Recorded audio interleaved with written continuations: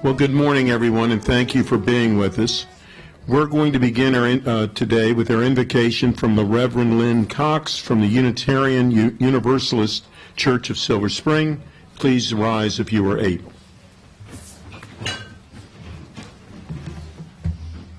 Good morning. Source of blessing, known by many names and yet fully known by none, we give thanks for all of the people and forces that have sustained us, given us life, and allowed us to reach this moment.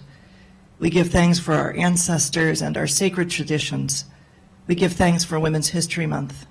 We give thanks for this living planet and for all of the beings with whom we share it. Eternal Presence, our prayer today is for courage. Give us the courage to be cautious and compassionate without panic. Give us the courage to listen to one another with patience. When there is tension, give us the courage to reach out in the spirit of love and to receive in the spirit of love. When we have been blessed, give us the courage to channel our gifts for good. In all things, give us the courage to cooperate with healing. Spirit of love, be with us in these uncertain times and remind us of our deepest values.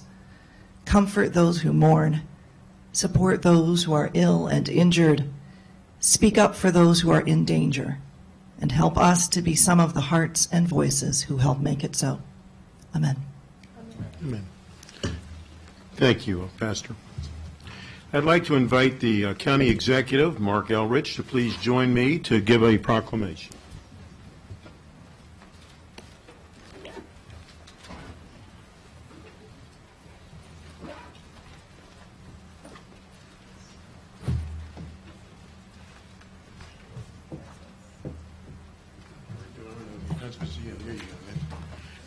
And if I could please ask everyone who's here for the multiple sclerosis proclamation to please come forward and join us.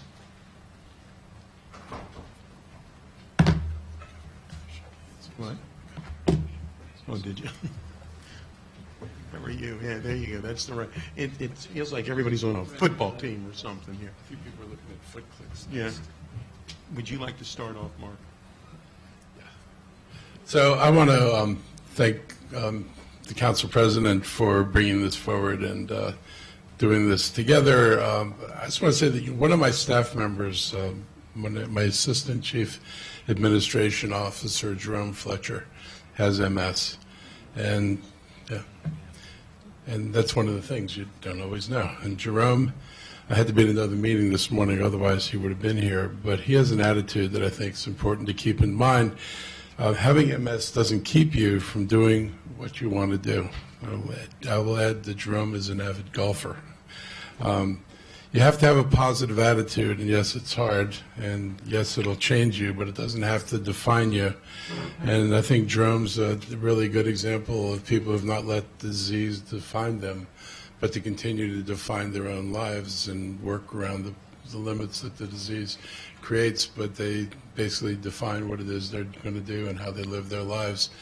And a lot of people are surprised when you find out that Jerome has an MS. It wasn't obvious to me either. So I just wanted to say we understand. We actually have an example in our office, and I think it's important that we do this work. It's a disease without a cure.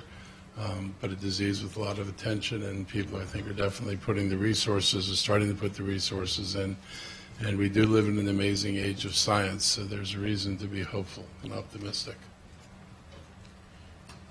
Well, thank you, County Executive. And as you say, as I was surprised to even hear about Jerome, and certainly we've all, unfortunately, had, in my family, we've had a cousin who was married into our family that had it, and every family, I believe, has a relative or a neighbor that this has been affecting them. And basically, this entire proclamation speaks about that, so there's no need for me to repeat that. But I do think that it's very necessary to remember how many people work together to hopefully find a better life for everyone who does have MS. Seth? Yeah, thank you. Yeah, I'm Seth Morgan. I am the chair of the Commission on People with Disabilities. However, I am here for myself and my disease, which is multiple sclerosis. And I'm a neurologist by training. I'm a physician. I used to treat people with MS.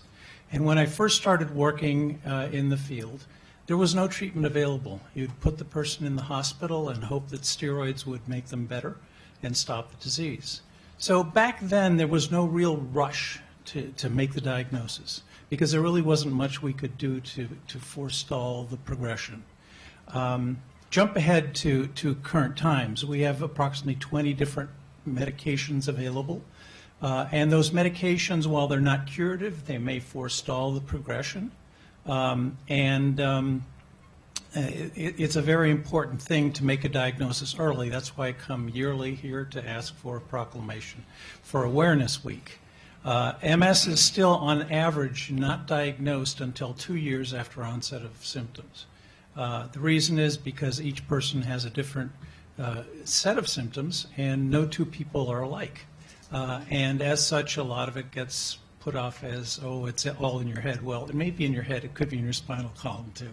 But it's a disease that it's important to make an early diagnosis, because if you can get on one of these medications, you may not progress as rapidly, and you may have function preserved, and hopefully when that cure comes by, you'll be in a better shape to take it. So thank you very much for this proclamation to Mr. Elridge and to the County Council and Mr. Katz. I appreciate that greatly. Thank you.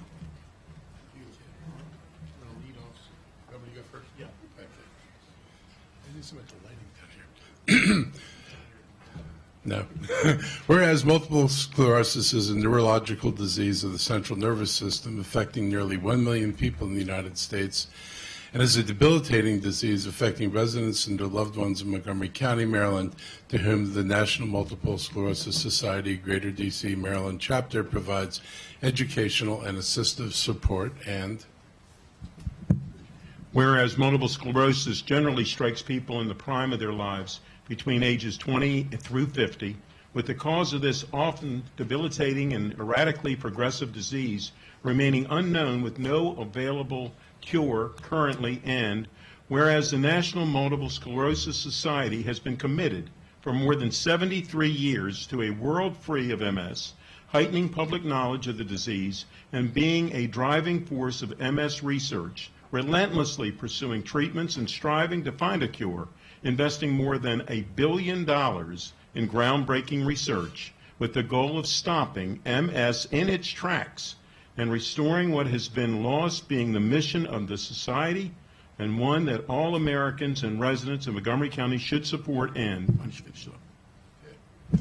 whereas Montgomery County, Maryland recognizes the importance of raising awareness of MS to assure timely treatment while striving to find the cause and cure for this disease, and expresses its appreciation for the dedication to this goal that the National Multiple Sclerosis Society Greater D.C. Maryland chapter has shown as it strives to create a world free of MS. Now, therefore, do we, Mark Elrich as County Executive and Montgomery County Council President Sidney Katz, to hereby proclaim March 8th through 14th, 2020 as MS Awareness Week, and do commend the observance to all our residents. We encourage everyone to learn more about multiple sclerosis and what they can do to support individuals with MS and their families. Would my colleagues like to join us for a picture, please?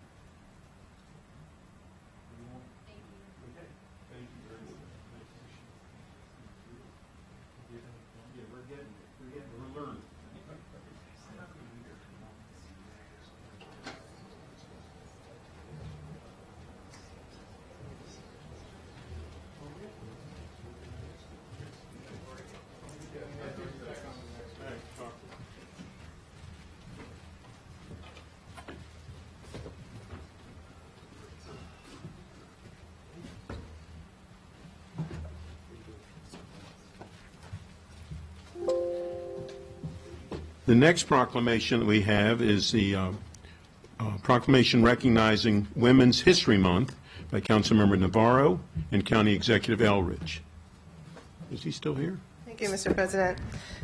First, we will be watching a short video tribute to the late Miss Ruby Rubens, and that will be followed by a proclamation presented posthumously to her during this year's Women's History Month in recognition of her leadership and being accepted by her son, Dr. Joe Rubens, who is the principal of Kennedy High School, and he is accompanied by his wife, Stacy Rubens. So first, we'll watch a video.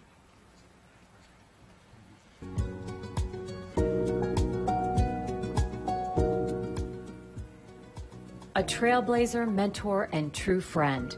Those are just a few of the words used to describe Ruby Rubens. In honor of Women's History Month, we salute Ruby Rubens, who passed away at the age of 86, February 27th. Ruby made it her passion to fight for equity, education, and housing during much of her life here in Montgomery County. She served on dozens of committees and boards as a volunteer and stayed active in assisting low-income families and confronting injustice until her death. She took up fair housing as a cause after experiencing difficulty purchasing a home in Montgomery County. That led to the appointment as the county's first fair housing manager. She was the housing chair for the county chapter of the NAACP and worked for County Executive Neil Potter as a special assistant on education, housing, and multicultural affairs. She retired in 2000 as the ombudsman for the Montgomery County Board of Education. Ruby was recognized throughout her life with many awards, including the Neil Potter Path of Achievement Award, the African American Living Legend Award, and she was inducted into the Montgomery County Human Rights Hall of Fame.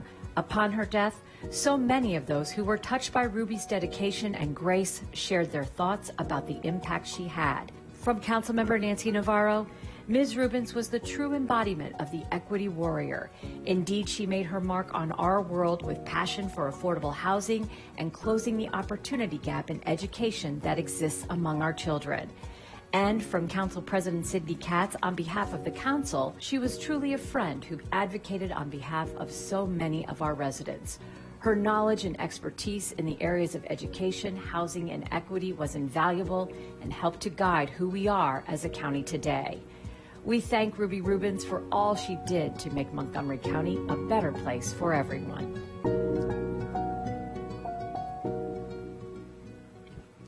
Thank you. So now if I can invite Dr. Rubens and Mrs. Rubens, as well as County Executive Elridge.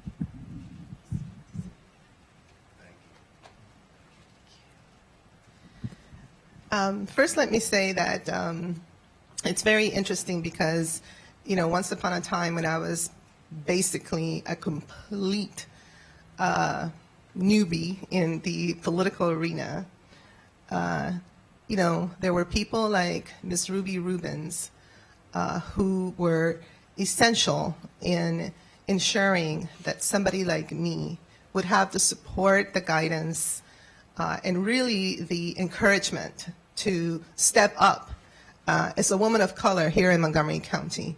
And I think it's important, especially for young people, to understand that there are so many leaders in our community that perhaps are not necessarily seated at particular dais like these, or, you know, names are all over the place. But these are community leaders who have the pulse of their community and are working tirelessly to ensure that issues of equity representation are in the forefront. And Ms. Ruby Rubens is somebody that literally dedicated her entire life to being a trailblazer, but to holding everybody accountable for these issues.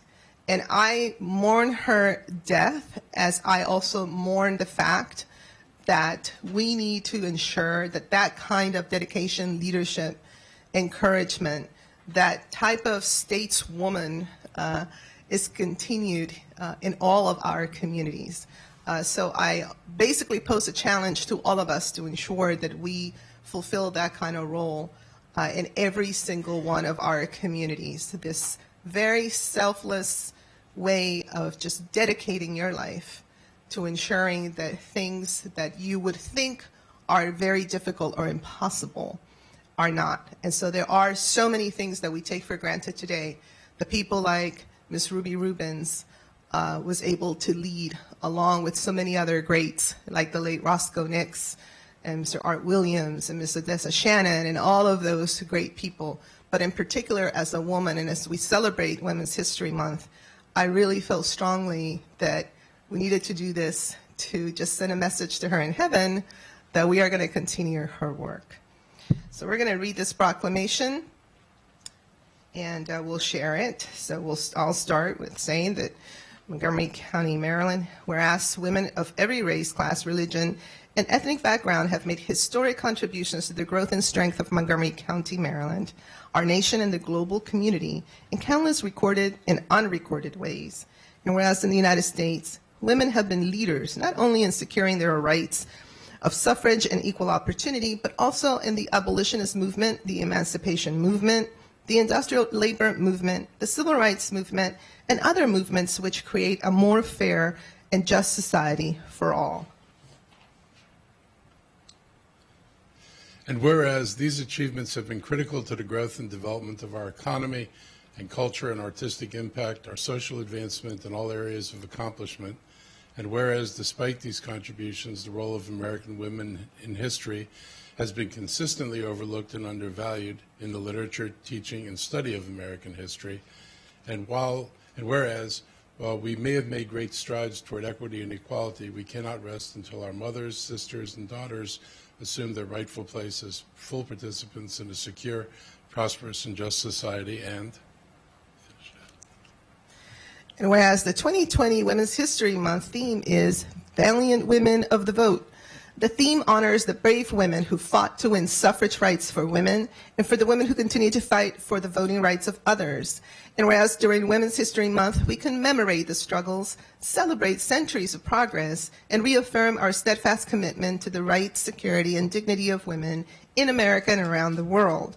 Now, therefore, do we, Mark Elrich as County Executive, and the County Council and the Montgomery County Council of Maryland commemorates Women's History Month and hereby posthumously honors the trailblazing life of Ruby Rubens, who leaves behind an invaluable legacy of unmatched service and pioneering work in promoting racial equity and social justice, advocating for affordable housing and closing the opportunity gap in education in Montgomery County, signed this 10th day of March in the year 2020, the County Executive Mark Elrich and Council President Sidney Katz. And I will turn this over to Dr. Rubens, and may I say that Ms. Ruby Rubens was just so proud of her son every single time she would remind us that he was a principal and that he was carrying the legacy of education, which is the key to our democracy. So she was very proud of you. I want to say a few words. So thank you very much, Mr. Elrich, Ms. Navarro, and the council. I will say this is still relatively new to me. My mom passed away on February 27th. I had her for 48 years, and she was on this planet for 86 years. So she was a true champion for children, a true champion for the residents of Montgomery County. She lived in Montgomery County for 52 years before her death. I will just say that on top of the work that she did on behalf of the residents and the children of Montgomery County, she was just a great mom. She was a great grandmother. This proclamation will help me tell my children the story. I have a 15-year-old and a 2-year-old, and this will very much assist in keeping the legacy going and sharing with them the great work of their grandmother. So thank you very much.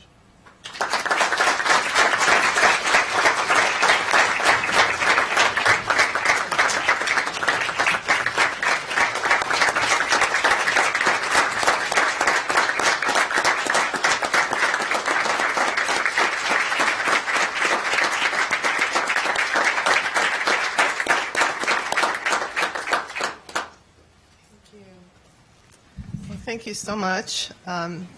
Our celebration of Women's History Month continues, and we do have a number of really important women who are doing amazing things in our county. So I'm going to call each of you, and you'll come up, and then we'll distribute the proclamations and take a really nice photo. So first I have Daniela Perez, and she is a Northwest High School student with a passion for social justice issues. For over 5 years, she has been involved in hands-on adaptive education and activities for the special needs community. And she has, this particular work has led her to becoming an advocate so that this community has the support they need to grow, develop, and thrive. She's also on the Leadership Council for Northwest Minority Scholars Program. I know she's told me that she hopes one day to run for office. And of course, she is obviously very special to me because she's half Venezuelan. And I hope that she will, follow in this old Venezuelan footsteps. So I'm trying to, encourage her. But she's done extraordinary work, and I was invited to Northwest International Diversity Night, and Councilmember Rice's daughter was also there coordinating this, as well as Daniela. And I have to say that it was such a wonderful event. And I am always telling people that, as a mom, I would go to these international nights, and they were really cool. But this one was what my daughters would say, lit. It was incredible. And I was so happy to see all these high schoolers really unapologetically proud of their heritage, and the energy was extraordinary. And I think it has a lot to do, Daniela, with what you and your peers have done to organize this kind of work. So I really appreciate that. Grace Rivera Oven has held many, many civic positions. She is a wealth of professional experience, including as a small business owner. She's a consultant, writer, producer, program director, and community advocate in Montgomery County. She's a former member of the Montgomery County Board of Elections. And once again, Grace is one of those equity warriors that is always, no matter what, and I can't figure it out. Sometimes I'm like, is this like your consulting job, or is this just you driving down the street and finding somebody in need? You can't tell, but I think it's so amazing how she finds the time in a day to advocate for so many different issues in our county, and always with a huge, huge heart, and just really selfishly, once again, giving and just advocating and finding solutions for those who can't speak necessarily for themselves, but also, again, at the Board of Elections, really pushing forward, ensuring that we protect our right to vote. Because even here in Montgomery County, I know we read a lot in the news, but here in Montgomery County, there are instances that we've had to fight to make sure that people's right to vote is protected. So thank you so much. The Commission for Women, and I know that we have a number of folks here. Let's see, do we have Nicole Drew, the president, Donna Rojas, first vice president. I believe in my notes I have Tiffany Boyman, secretary, Patty McClay, commissioner, Isabel Argotti, Lucy Font, and Jody Finkelstein as well. And this commission, again, for those of you who may not know, the Commission for Women, it's such an extraordinary organization. One of the highlights is this legislative briefing that they do every year, and they really, truly go deep into and it's an entire day of panels and discussions about legislative issues and proposals at the state level, the local level that affect women's lives. They publish reports that really keep this issue of women's rights and women's issues just at the forefront. So it is an amazing asset that we have, and we are so lucky that we have also so many amazing volunteers, as well as, of course, the director, Jody, who are doing extraordinary work. Then we, last but not least, especially this year, we have the League of Women Voters. Montgomery County's League of Women Voters obviously encourages informed and active participation in government and works to increase understanding of major policy issues and influences public policy through education and advocacy. This is so critical. I believe we have Judy Mornoff and Marsha Bond. Yeah, everybody just kind of come this way, to the right, and the president. Please come over, whoever's here. This, again, I think particularly this year, of course, every year, but particularly this year, as we know, we are gearing up for a very important election. The League of Women Voters is always there to distill a lot of information, and I love their guides because so many people have to try to decipher, who stands for what. And I believe that this particular organization, again, elevates women's participation in the civic process and women's participation in electoral process, but also ensures that whoever's running for office also has an opportunity to explain how they will stand on certain issues. And it's just a tradition that is absolutely amazing. So I know this is a little bit of a long proclamation, but you know what? It's Women's History Month, so there you go. That's how we do it. So everybody has their proclamation. I'm going to turn over to County Executive first to say some words. The proclamation has the same text and some of the words that I said here, but I want him to also talk a little bit about his vision as well and support for women here in Montgomery County, and then we'll turn it over to our panel. So this is an amazing day. I guess it wasn't that long ago you wouldn't be able to do this, or nobody would have thought to do it. So we've come a long way. We're not quite where we need to be. Hopefully this is the year that the ERA, once and for all, finds its way into the law. We are on the verge of making that possible, and now it's up to Congress to finish the job. And this is one of the jobs that Congress really needs to finish. And I just, I think it's critically important in a society to acknowledge the full citizenship and rights of every member of society, and not just half the members or somewhat half the members. I'm never sure whether we're 49% or 51%, but it's close and it's basically half. Women play an amazing role in this county. I have many women in my upper leadership. They play a really important role. They bring a different, sensibility and I think sense of urgency to some issues. And I've always found the council of the women leadership in this county. Ruby Rubens, is another example of those people who just played a vital role. I mean, we didn't mention the group of 1977, which is another group, men and women, but lots of women who stood up and tried to make Montgomery County different, and they were a real voice. I remember in the days, early days of that group, they actually made the school board and the county council nervous. And when they stood up and asked for something and said, we want to talk about something, there was a sense that people had to listen. And it is important that people feel they have to listen. And your presence, your activities politically, socially, make it urgent for anybody who's thinking about making public policy to understand they have to listen to the voices of women in this community. You're here to be a part and you're here to lead, and we have great examples of leadership in women here, and we're going to keep having that example. And I just want to say that we'll support this as county executive on my side of the street, and I know that it's supported on this side of the street, and we're going to send a message to the residents of the county that we value this, we understand the importance of Women's History Month. I would say as a school teacher, I had to explain the absence of people, and one of the lessons of women's history is actually explaining the discrimination against women. Instead of letting kids wonder where these people were, I always felt it was my job to tell people why they weren't there. That if you're blocked out of the schools and you're blocked out of the arts and you're blocked out of politics, don't be surprised when the walls look like it's a lot of men. It's not because men were better, it's because men figured out a way to exclude women from the opportunities. And that's one of the other lessons of Women's History Month, not just where we have arrived at, but where we came from. And it's been a long way, and we still will keep moving. So thank you. Thank you very much. And of course, I'll be remiss if I didn't say that I'm the only woman on the Montgomery County Council.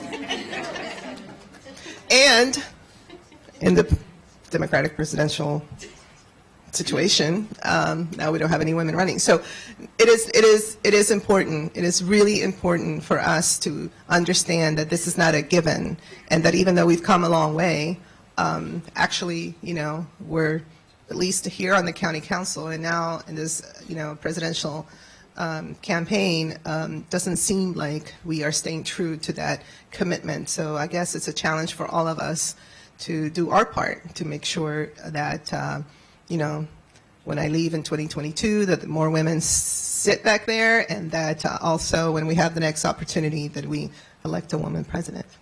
So with that, very quickly, because we have other things we have to do real fast, Daniela, I will have you speak first, and then we'll go down. Thank you, Ms. Navarro. First and foremost, I would like to thank my parents for all the sacrifices that they make every day to do the best for their daughters every single day. I would like to thank my school community for always supporting me and the Great American System for making this possible and making my voice heard. Thank you.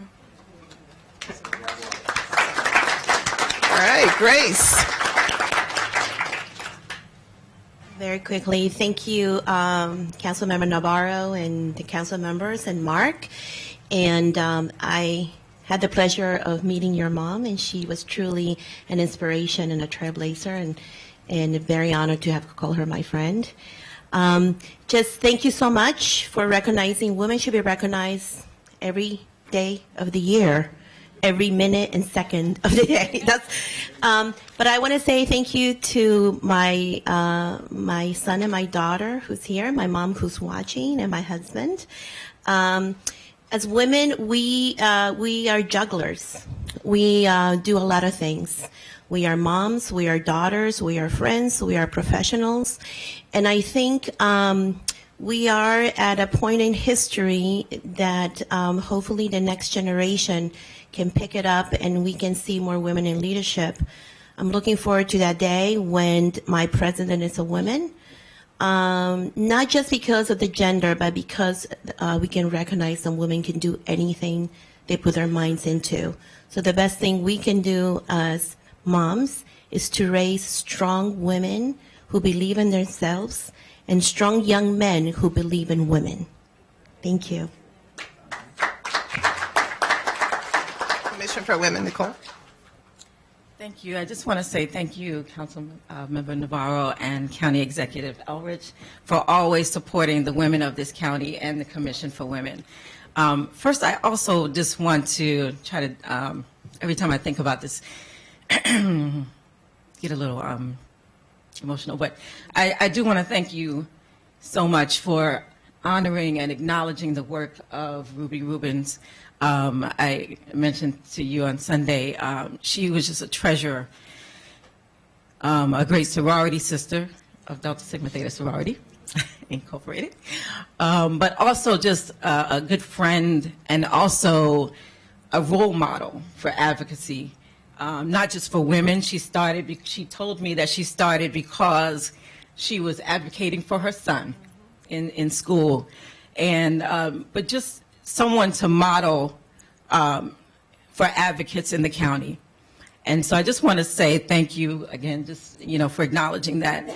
To all of you, thank you for acknowledging Women's History Month. And I think this is something that is great to do every day, to remind people of the power of the woman, not just through our votes, through our advocacy, but also, and just another shout out, thank you for having the women in your leadership in your administration.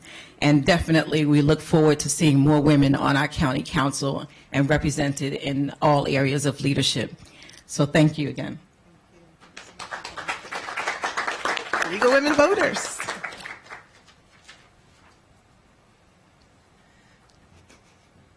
Thank you very much for including the League of Women Voters in honoring and the focusing on the importance of the vote. The League of Women Voters was founded by suffragists. Their goal, and ours ever since, has been to protect, expand, and make real the right to vote, and to provide the nonpartisan background information to make our voters informed voters. Thank you again. All right. So now we're going to do the photo, and I think maybe if my colleagues can stand, since we have a nice group, we can all to make maybe two lines.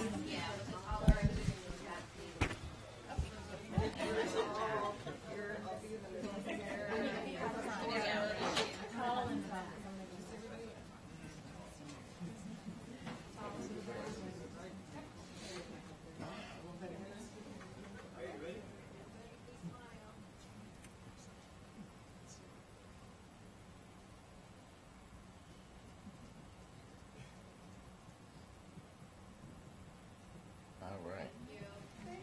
Thank you.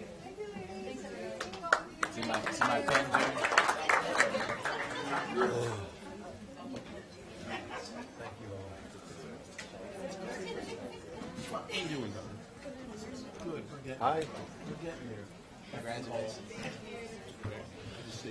know we're not, we can do that. Good to see you again. And as people are clearing the room, I am going to ask them if they would please stop for a moment. I do believe it is necessary that we have a moment of silence for Ms. Ruby Rubens.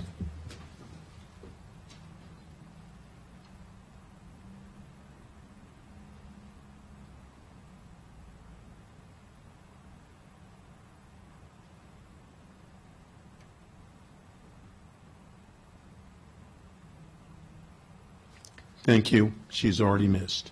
Thank you. The next proclamation that we have is recognizing the Maryland Bobcats soccer team on their national championship. I had the pleasure of meeting the gentleman just a few minutes before coming to the meeting, and that will be, the proclamation will be done by Council Vice President Tom Hucker.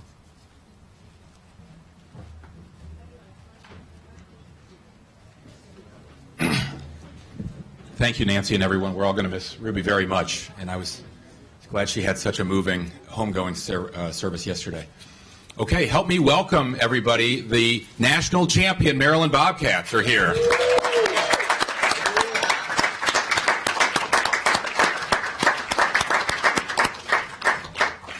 Don my Bobcats gear here. Thanks, gentlemen.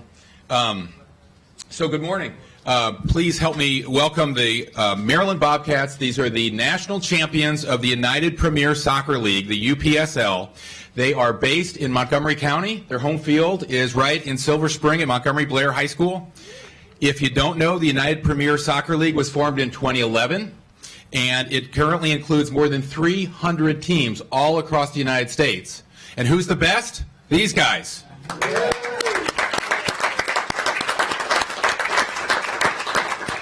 The Bobcats recently took home the national title after a hard-fought 2 games in Miami, defeating the Santa Ana Winds by a crushing score of 3-1. And I want to recognize the hard work and the dedication of all the players here, and especially their leadership. I think we have Phil Nana is here to say a few words, and Evan Ramist. So let me turn it over to those guys, and then we'll take a picture, and then we'll read the proclamation. Phil? Yeah, please. First off, I just want to say it's good being here. Normally when I'm here, I'm across the street paying some kind of ticket or something. It was good to be here and and be recognized. So thank you guys so much. Councilman Hucker, thanks for inviting us, and County Exec.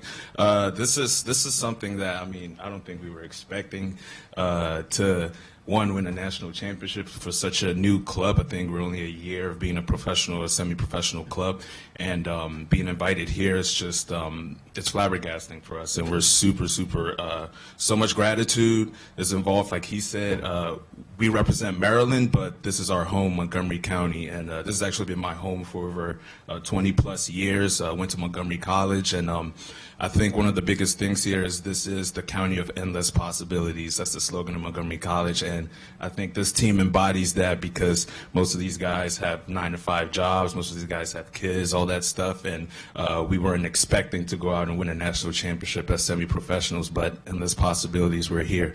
So thank you guys so much, and we'll continue to fight and represent Montgomery County, Maryland, as best as we can. Thank you guys. Terrific, thank you. Evan Ramus, the General Manager and Director of Operations. Yeah, thanks for having us. Like Phil said, we're all super happy, all really excited. And yeah, it took a lot of hard work, a lot of big ideas to get here, right? This isn't something that we just threw together, and we had some success. This is a 10+ year project. That's kind of culminated in this, and like Phil said, these guys live, work in Montgomery County and the surrounding areas, and for them to work full day of work, come to training, 9 p.m. at night, get home at 12:30 in the morning or 1 in the morning, it's a big deal, right? It's they're doing it because they love the team, they love soccer, and they also like to bring something good to this county. And it's it's a lot of guys that, in my opinion, probably should be getting paid a lot of money to play soccer, and for whatever reason, they haven't gotten that chance, and we want to be that chance for these guys, right? We want to be the team that springboards these guys into making a career out of playing soccer. I think one thing about this team is everyone, it's more than a team, right? It's a family, and I'm sure every team says that.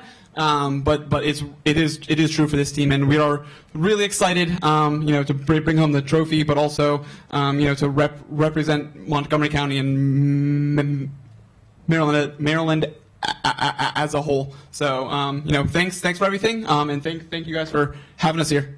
Thank you very much.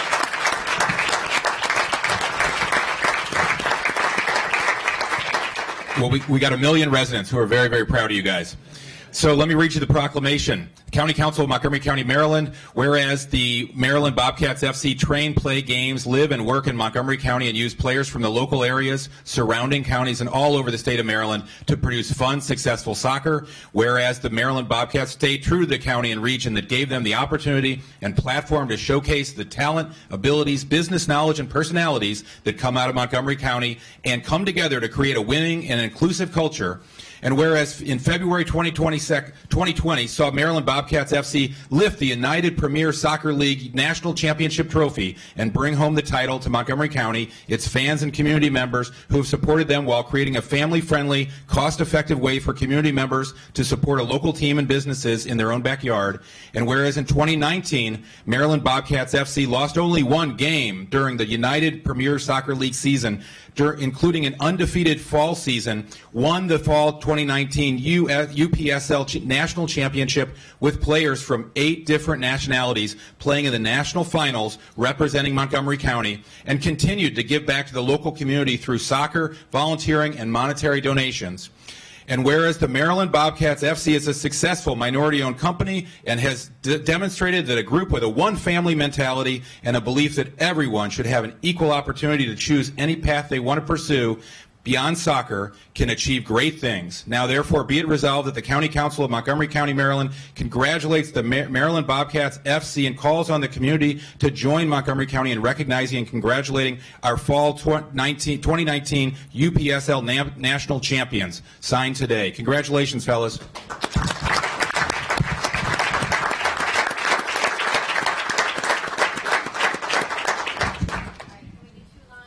Can you stand? Yeah, I was going to say, stand on top of this. These guys are taller, so Yeah, I don't know if we can. Yeah, I was going to say, I don't know that it matters over here. Tippies. Not these guys, us.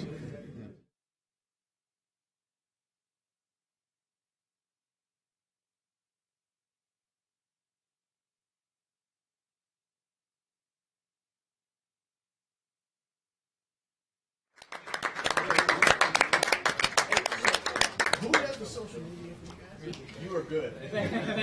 Yeah, for real. Yeah, good. Congratulations. Great job. Thank you for the shout out. These guys are Oh, nice. Congrats. You gotta rock it all day.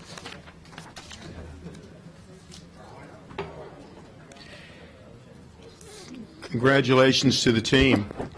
I did want to announce that beginning next Tuesday, we will be getting regular updates from Health and Human Services and Homeland Security, the Office of Homeland Security for Montgomery County, about COVID-19. All of our county folks involved in everything COVID-19 are working extremely hard and are not able to begin the briefings today. But please note, anyone experiencing symptoms should call their health provider for guidance. You can also call 311 or 240-777-1755. And Madam Clerk, do we have any other announcements or petitions? Yes, we do. Good morning. So under general business, the council is seeking applicants for the planning board. The deadline is March 18th, 2020 at 5 p.m.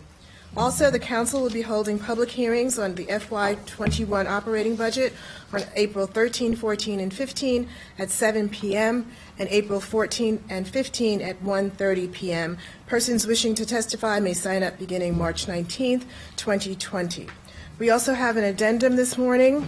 On the consent calendar, we are deleting the action for the approval of the Executive Regulation 120, extending the sunset date for the Montgomery County Personnel Regulations to March 1, 2021. We also have one correction on 3F for introduction, the supplemental appropriation to the county government's FY20 operating budget for the Department of Health and Human Services for $3,000 for the Kresge Foundation. The public hearing is scheduled for March 24th at 1:30 p.m.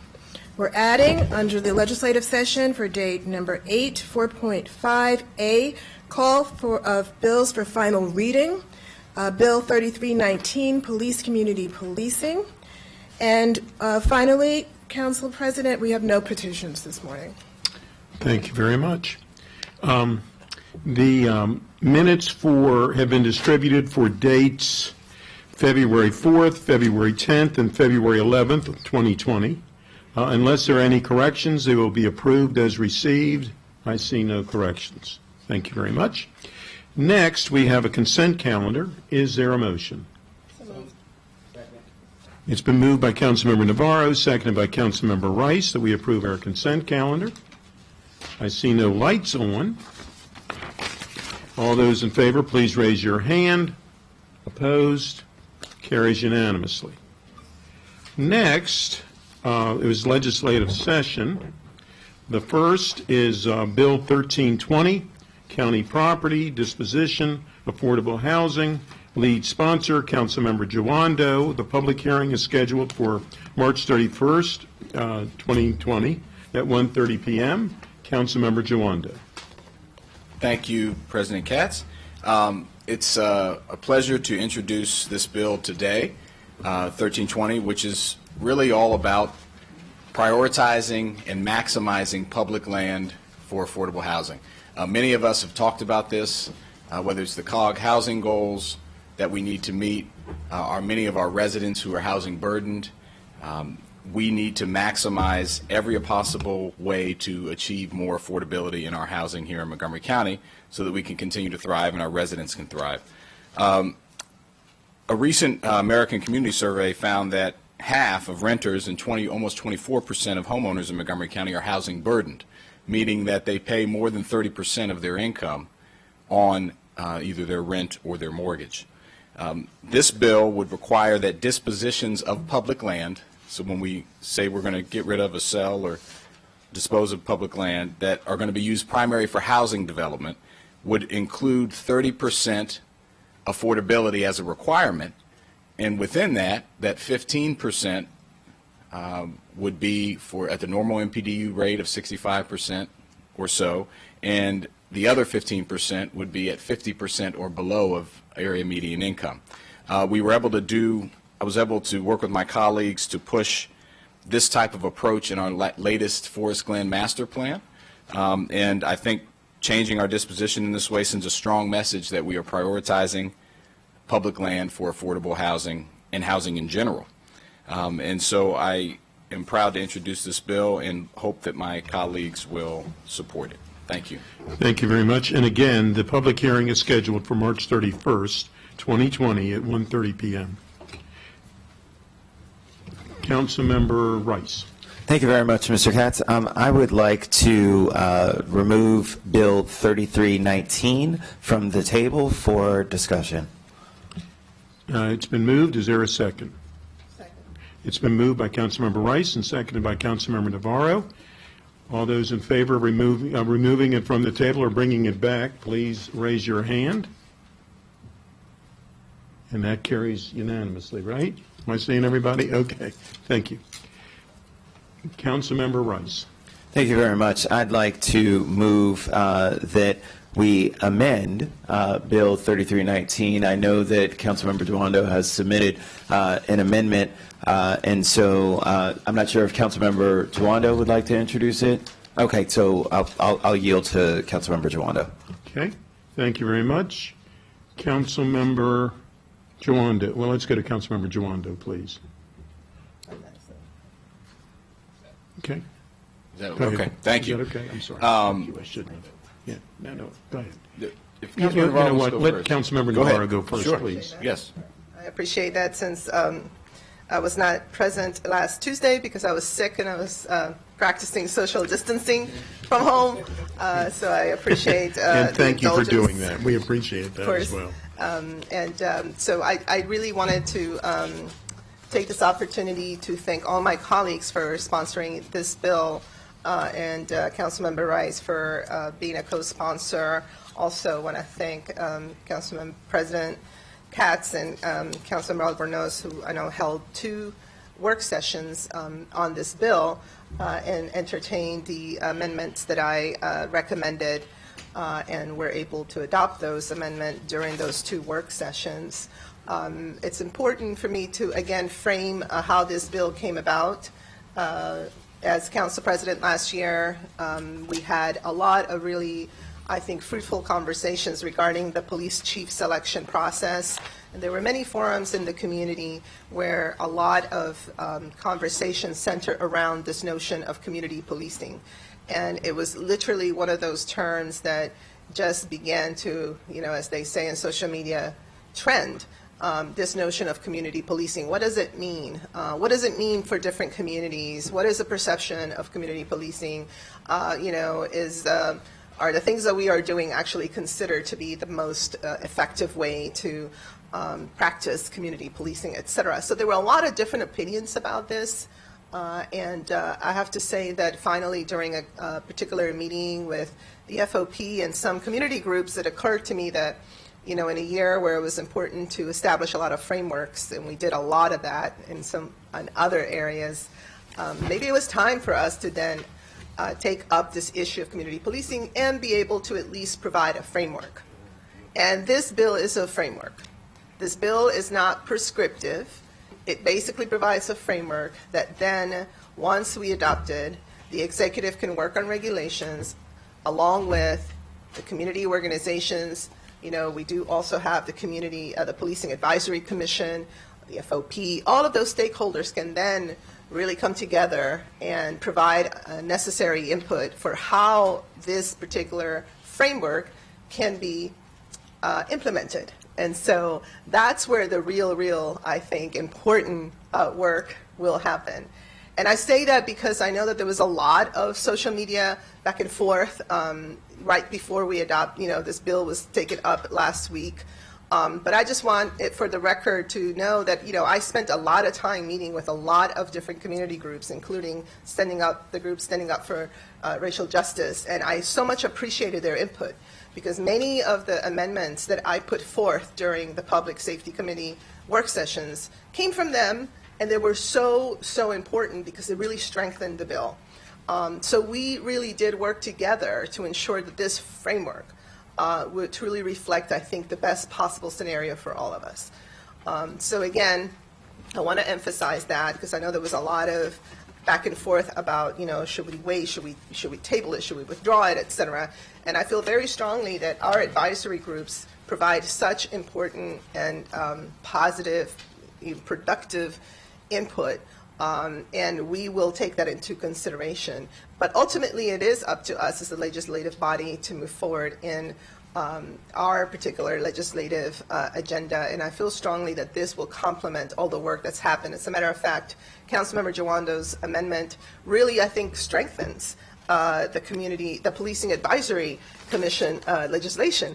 And so it's great how those things also work, and I think that in the end, this will be once again, a real positive step forward for us in Montgomery County. So again, just really want to thank all my colleagues. I want to thank Councilmember Rice. It was funny because, I had started to work on the bill, and then I think it was during one of the public hearings on the Police Advisory Commission that he said, I think we need to community policing bill, and I was like, yeah, I'm working on one, so let's do it together. And it's great because that's how we work here. I mean, we work collaboratively, you know, we try different things, and I think where we've landed in terms of the amendments, I believe this is a really step forward, and I know for a fact that it will only be strengthened once the regulations come along. Thank you so much, Council President. Thank you. And now we're going to hear from Councilmember Jawando. You kept us in abeyance. There you go. No problem. It kept us waiting. Thank you very much, and thank you to Councilmember Rice and Councilmember Navarro, and I appreciate your comments. You know, since my day one on the council, I've prioritized the improvement of police community relations and the building of trust and accountability as a top issue. And in fact, our first bill of this council was my Law Enforcement Trust and Transparency Act, which I appreciate everyone passing. The community policing work that we need to do is very important. And I think this bill raised that issue in front of all of us. And we all saw from the advocacy from the community, from the robust debate and discussion that we've had here, it just underscores how important this work is. And the amendment I'm going to offer today is in line, I think, with all the work that, you know, Councilmember Reamer and I and we as a body have done to say that this is important. And no matter who you are in Montgomery County, you should have a positive relationship with the police. And right now, we know that depending on who you are and where you live, that those opinions vary greatly, and that's unacceptable. And how we interact with the community, who we have in our community as police officers, how they're conducting themselves, that is the business of us as elected officials to care about, and the county executive, of course, to manage. And so I'm excited that we've taken this step forward and have engaged on this issue in such a robust way in the last year and a half, and there's a lot of work yet to do. This amendment is very simple. It will, I think, be responsive to some of the concerns we've heard, but also, as Councilmember Navarro said, I think strengthen the bill in that it will just add to the reporting requirements, which are many in this bill, which are very good as far as demographics of sworn police force, use of force statistics, officer suspension information, the number of youth referred to intervention programs by officers, and community policing efforts, all things we need to know and get reporting on. It would make sure that the department must also provide this information to the Policing Advisory Commission that was recently established and that we will soon appoint members to.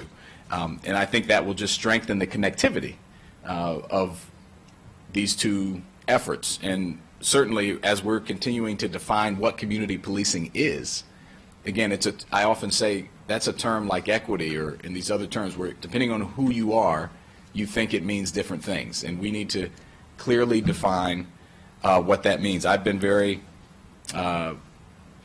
outspoken about that. I think we need to prioritize different outcomes along with arrests and citations and tickets. We need to be finding a way to track and reward de-escalation and community events attended and how many people have been helped. And we need to change on its head the traditional law enforcement approach.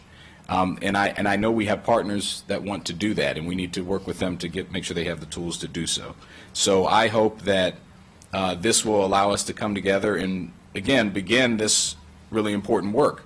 Final thing I'll say is I'm waiting, anticipating a great report from our Office of Legislative Oversight on the capability and reporting of several police data metrics and statistics, because I have been underwhelmed by when I've had questions about, for example, why are 50% of the people arrested in 2018 African American when we represent 19% of the population?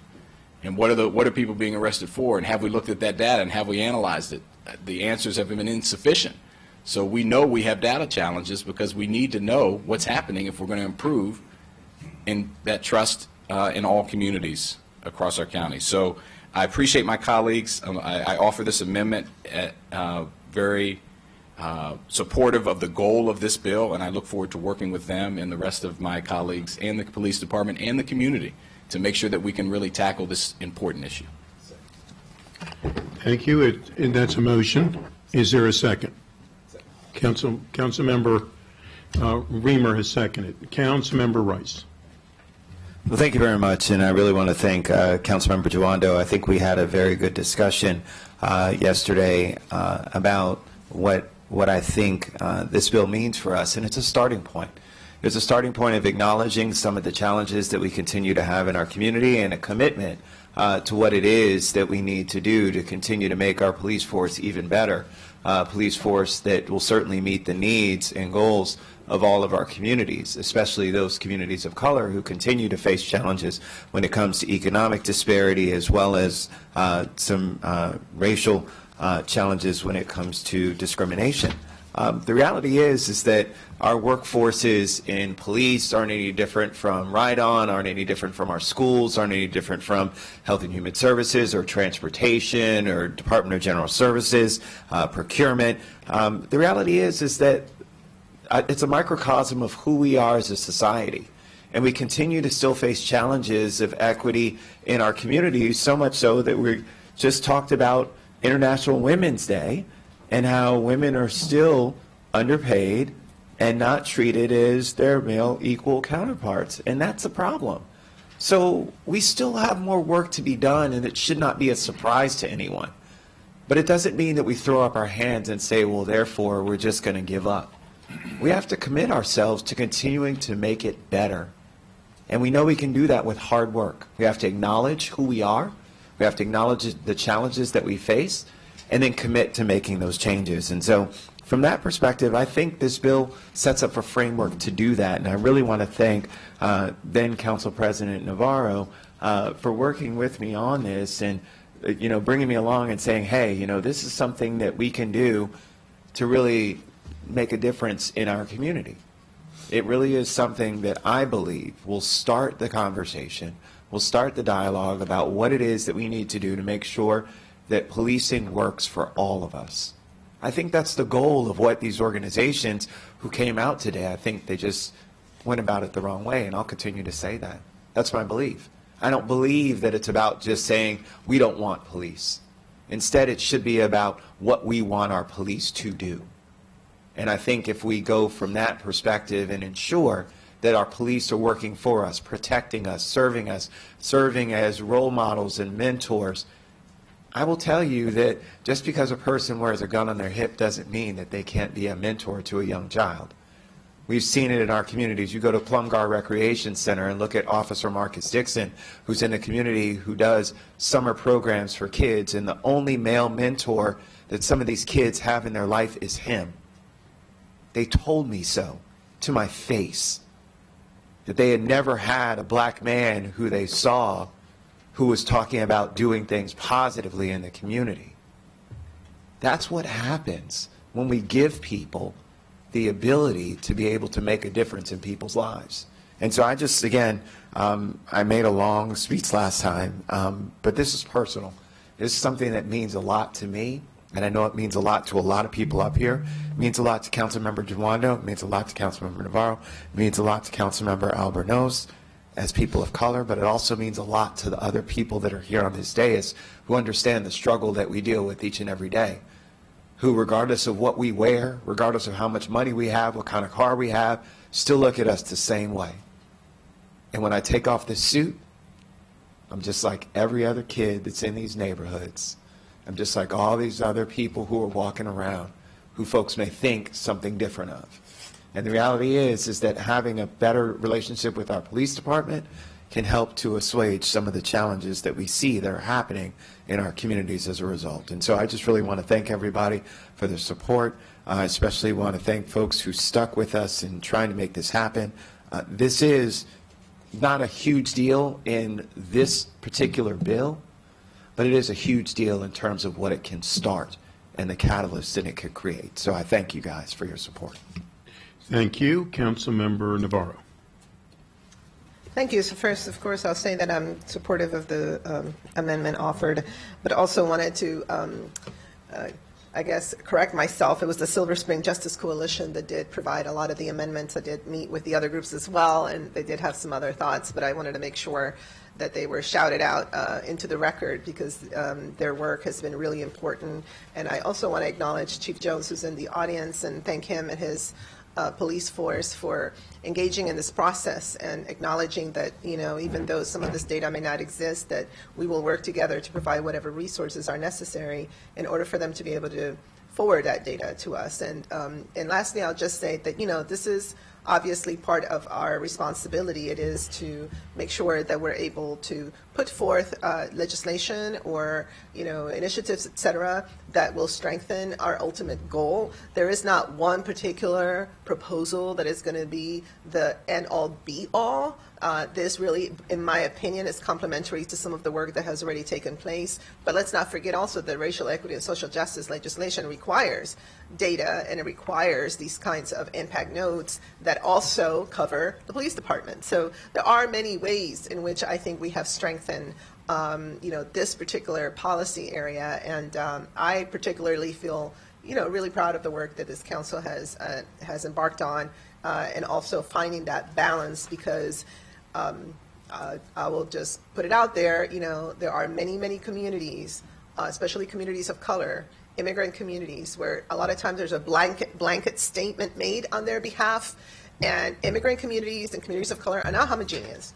And there are many parents, just because they're low income and they're not coming over here, who actually, do want to see police engaged in their community because they are themselves being victims by criminals and organized, gangs and things of that sort as well.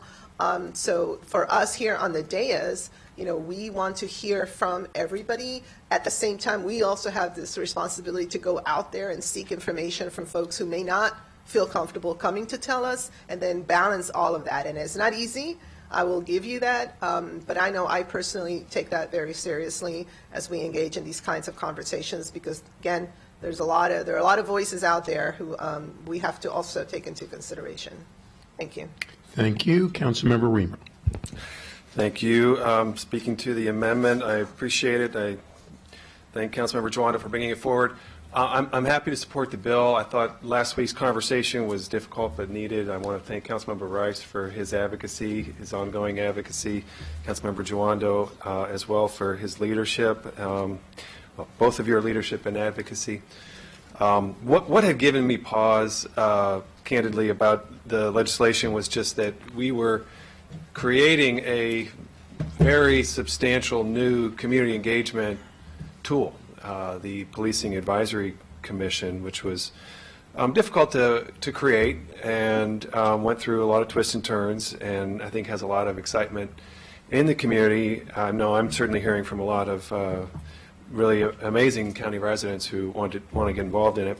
And at the same time, we were establishing, here's what our definition is of community policing. It felt like something we ought to give the commission a chance to really work on, just because it is so central to the notion of community engagement.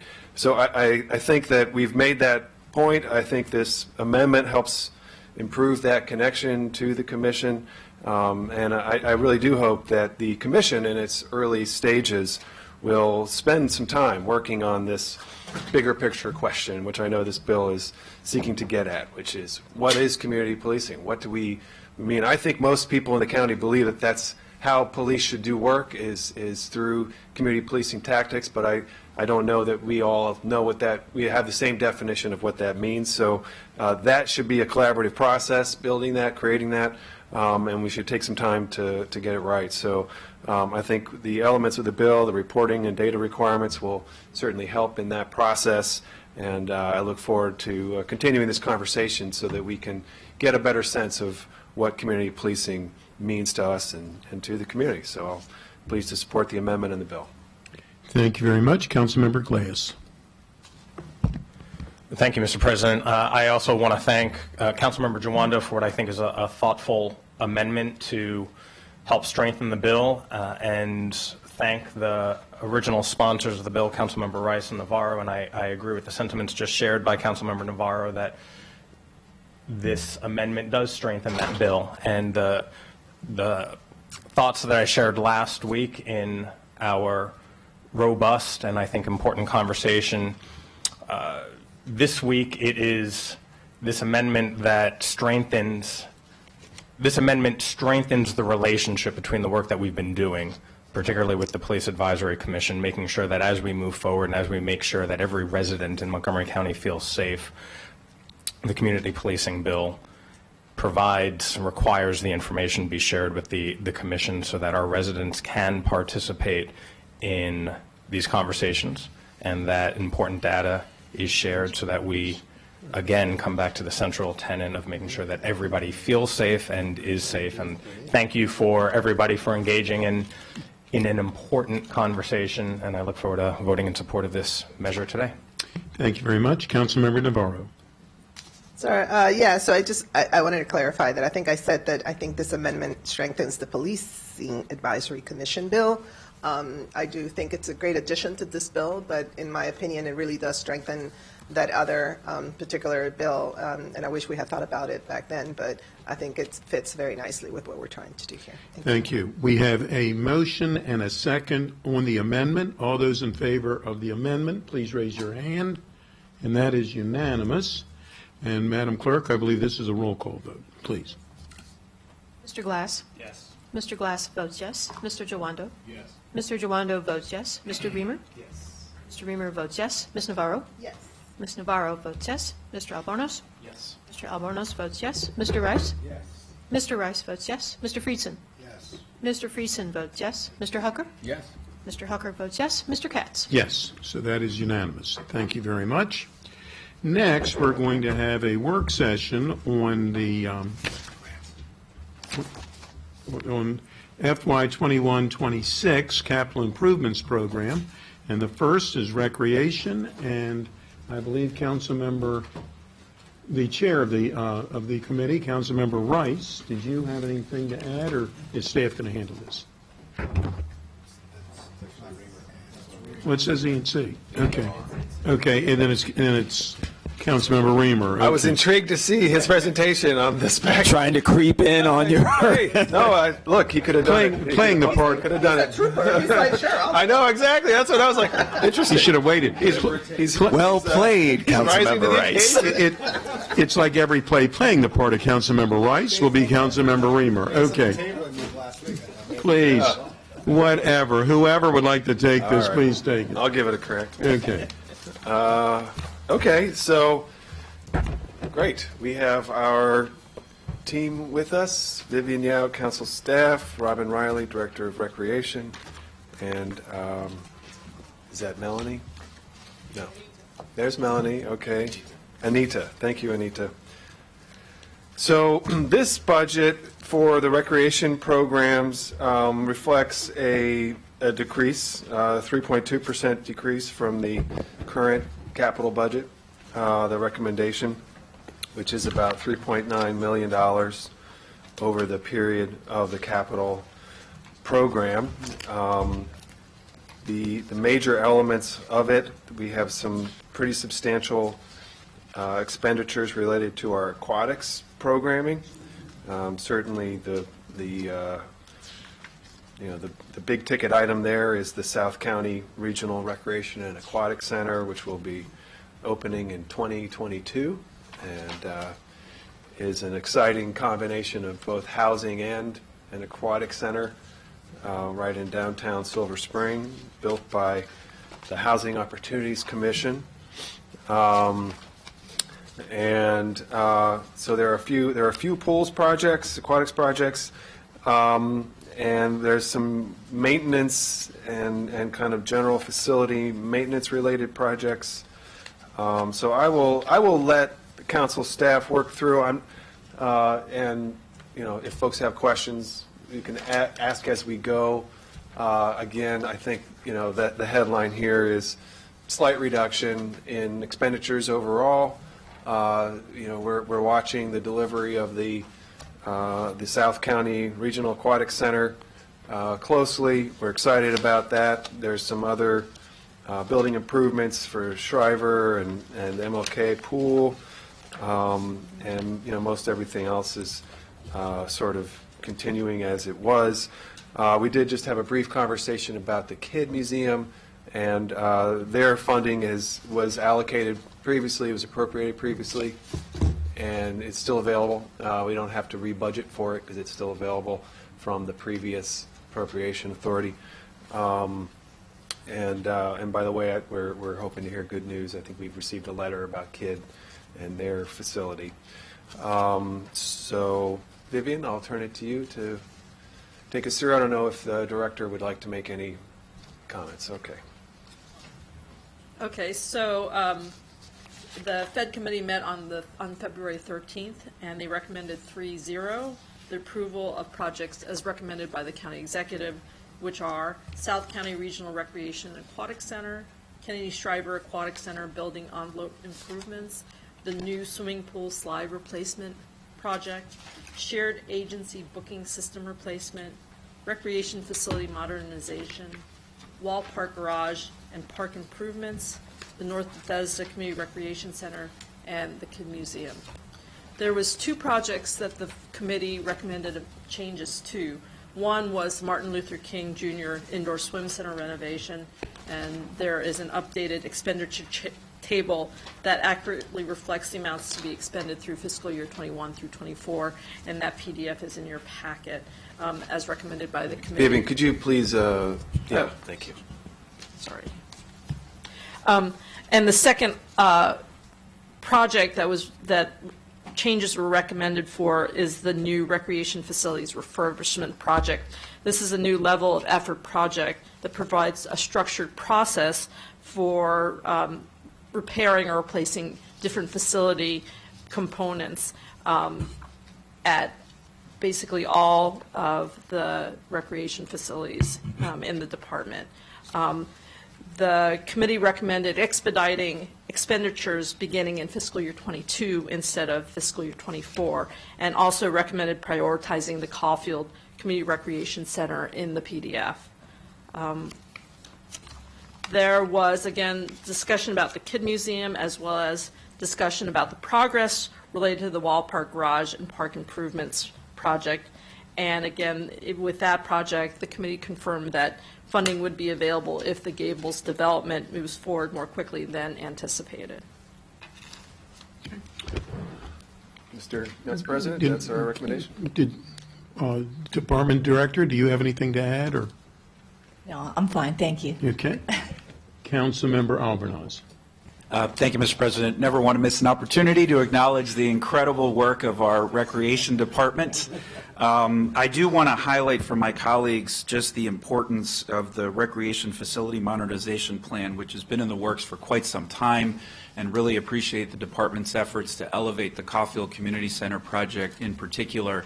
That's an example of why it's so important to build facilities correctly on the front end. Because we have spent millions of dollars to repair hardwood floors that have been flooded multiple times because of tremendous damage done because of inclement weather, and also just want to underscore how important these facilities are to their respective communities. They don't just provide a recreational opportunity, but also a gathering place for community residents that they really identify with, and really helps create placemaking that is so critical to the fabric of our community. And I do want to connect 2 dots, Mr. Council President. I did not press my button in time, but during our consent calendar, there was also a line item discussing the OLO report on youth sports participation in Montgomery County. And at the appropriate time, I'd like to propose that we have a full committee or full council discussion regarding youth sports in Montgomery County because it has such massive ramifications in terms of overall participation levels and tremendous benefits for health and wellness. But we know, as evidenced by that report, that disproportionately there are youth sports opportunities available in the county. And I think this warrants a further discussion, and the CIP just further underscores the need to develop more of these facilities, because that remains a huge barrier to access and equitable access across the entire county. There's a lot more to it than that, But I look forward to that ongoing discussion as we set up that conversation and as we acknowledge the championship soccer team this morning. There are more championship possibilities that are out there. We just got to get more facilities and more volunteer coaches out in the community. So thank you, Director Riley, and your incredible team for all that you do. And Madam Clerk, if you could please note that we need to schedule the discussion. Council Vice President Hucker. Thank you, Mr. President.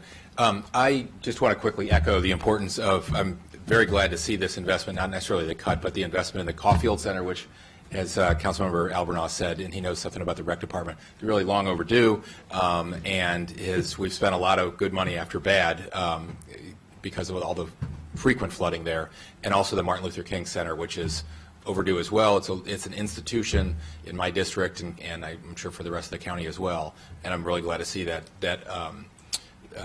renovation. I would ask, too, one very small capital enhancement there is you need more tubes, I think, in the Lazy River, because there's long lines of kids waiting for it, even when the river's pretty empty. And I don't think the tubes cost much, is my guess. So, Noted. That's my professional advice. Noted, and I sir. think Got it. shorter kids should be allowed on the slide with parental permission and oversight. Okay. Thank you. You know, we are lobbied in various forms. I have a feeling he was lobbied on that. That would be my guess. Any other? No. I see no other lights. Are we all okay on the recreation? Very good. That is approved. Next is general government projects. That, I believe, is under the Government Operations Committee. I was there for that. Councilmember Navarro, please. I'll give it a shot. Yeah, why not? Or we can ask Rice. We can ask Councilmember Rice. Yeah. Well, first let me thank Nicole Rodriguez Hernandez. This was her first time before the GO committee. She did an extraordinary job, and I really appreciate it. I will just say she did come from the Rice office. I know. I keep hearing that. Wow. There's a theme here. I keep hearing something about Councilmember Rice having a really good eye for staff, so I can attest to that now, for sure. She's a recovery Rice, that's right. That is reflected. Okay, so we also had, of course, Mr. Sant from DGS and Mr. Mia as well. And here for this particular item of general government, the committee recommended 2-0, Councilmember Friesen was not able to join us that day, to increase the funding for the Plant Life Cycle Asset Replacement PLAR project by $600,000 per fiscal year. This is now going to be $2.85 million total per year, and it brings the annual funding level to 20% from 16% of the optimal annual funding recommended by the 2020 Infrastructure Maintenance Task Force, IMTF report. We did acknowledge that, of course, this is an improvement. It's definitely, we have a long way to go. And we really do need, as I think we had a conversation yesterday at Montgomery College, that, you know, this is that kind of investment that is so important because it allows us, obviously, to extend, if you will, the life of many of our facilities. And so even though we would have liked to do more, we do understand that the CIP obviously has some challenges, and therefore we thought that this would be an improvement, something to just for us to continue to consider. The committee also supported the executive's recommendation regarding all the other projects reviewed during the committee meeting. In terms of other issues, we also discussed that there were some projects that were changed from the amended CIP, such as the council, the COB garage, our council building garage, that's pending closeout at this point. EOB HVAC renovation, there's a reduced FY20 spending. There's a $600,000 in slippage from to FY23. The Red Brick Courthouse, there was a reduced scope and delayed funding. The Old Blair Auditorium reuse, no longer is a DGS project. The Rockville Core and the last two projects listed above have corrected PDFs that show the accurate expenditure schedules, and that's in circle 24 to 28. Also, as we spoke, just spoke about the IMTF report, again, the $600,000, just an incremental increase. We do know that we have to continue to take a look at that. The committee also discussed, and something that I wanted to know a little bit more about, the Wheaton Arts and Humanities Center. Actually, this is a program of requirements under facility planning, which is currently underway. Actually, the PR was already finished. So right now, we are awaiting executive to send over a new standalone PDF so that we can have an actual PDF that then can move towards through the process. This is a very important asset for Wheaton.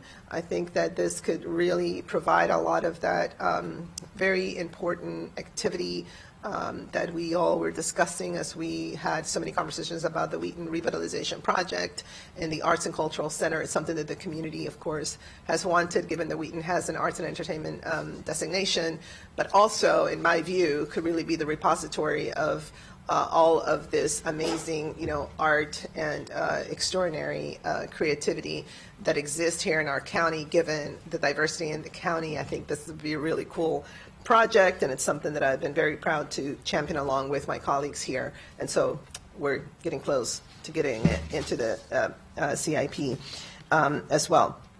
The committee also requested a briefing on the MCPS bus depot from DGS and the COB renovation. That will be discussed in April.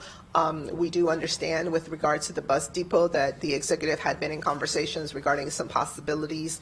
One of them included the city of Rockville in terms of a particular site in the city of Rockville. Unfortunately, that negotiation, we were told, did not come into fruition, and therefore the executive is now looking at some other options. There seems to be, from what I have gathered from his conversations with him, that I think there's probably about half of the buses that I think there's a place to put them, but the other half, it's something that they're trying to figure out. We expressed, obviously, that this is an issue that has taken a little bit too long. We understand that with the new administration, time takes a little bit of time, but this is something that has been ongoing for quite a while. And meanwhile, we're losing out on a very important economic development, residential development option right there in Shady Grove. And so therefore, we stress that we wanted a timeline in order for the council to receive a briefing in order for us to move this forward. But that was the only information that was shared. And of course, we're all being tagged. We understand on Twitter. We are working hard to get this going, and appreciate the communities continuing to keep this front and center.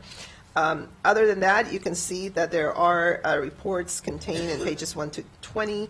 Facilities updates by PDF in circles 1 to 4, and also PDFs in circles 5 to 39. But that was basically the extent, I think, of our conversation. The actual total recommended is $208 million, which is $64.3 million less than the improved FY to 24 CIP program total of $272.3 million.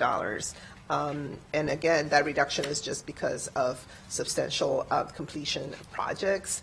And that is it. Is there anything else, Ms. Hernandez? That was great. Thank you.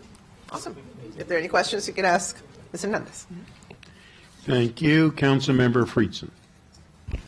Yes, just very briefly, thank you. I apologize for my absence. I was in the Transportation and Environment Committee advocating for a number of key District 1 priorities. That conversation took a little bit longer than expected, but appreciate the work that the committee did. As I shared previous to the meeting, I was in support of the recommendations, and appreciate the work of the committee, and appreciate the council taking it up today. Thanks.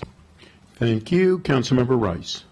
Thank you very much. I just wanted to thank the committee for their great work, especially when it came to PILAR, something that we had a conversation with yesterday when it came to a lot of our education facilities at Montgomery College, and certainly for different kinds of projects like Black Rock Center for the Arts that's incredibly important, that continues to be challenged as our buildings continue to get older. We'll continue to need to take care of them. And so I really appreciate the thoughtfulness when it came to adding the additional understanding. We still have a tremendous backlog, and there's so many great amenities that we have in our community. So just really wanted to say thank you for your great work.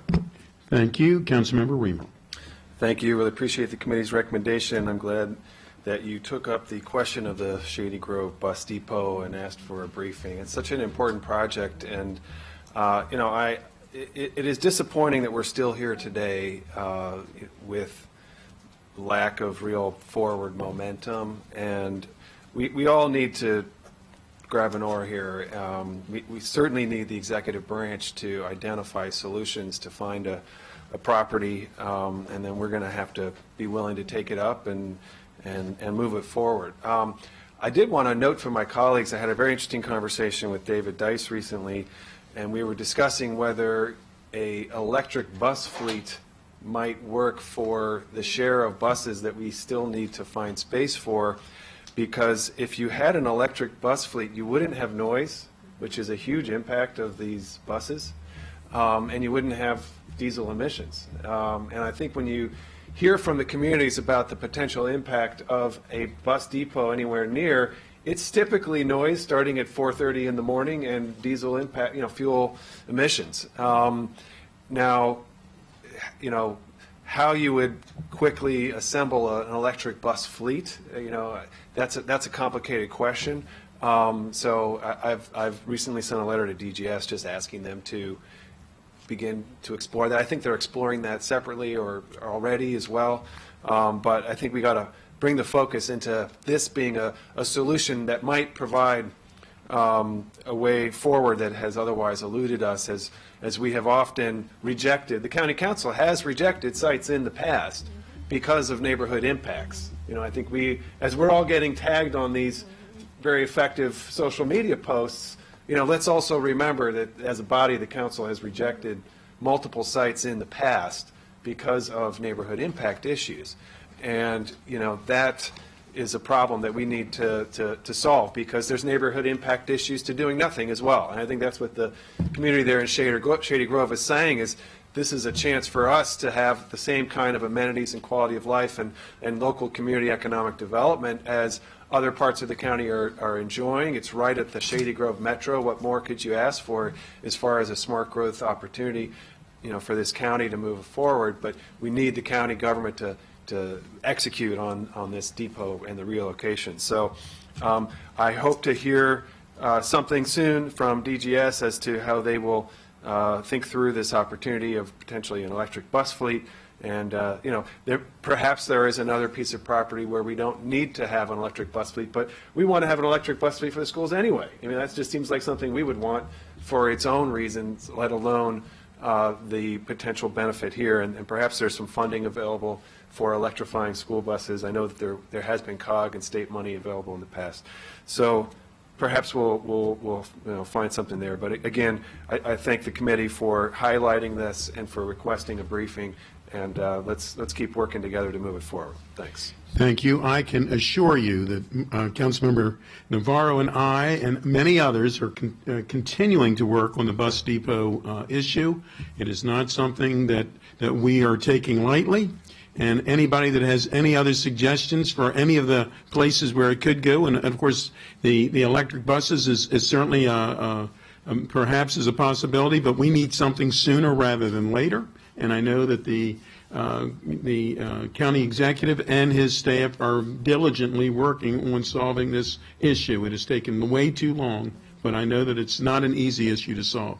And with that, there are no other lights. Are we okay with the general government projects? And I'm seeing head shakes, so that is approved. Next is Health and Human Services, and Councilmember Albornoz, please.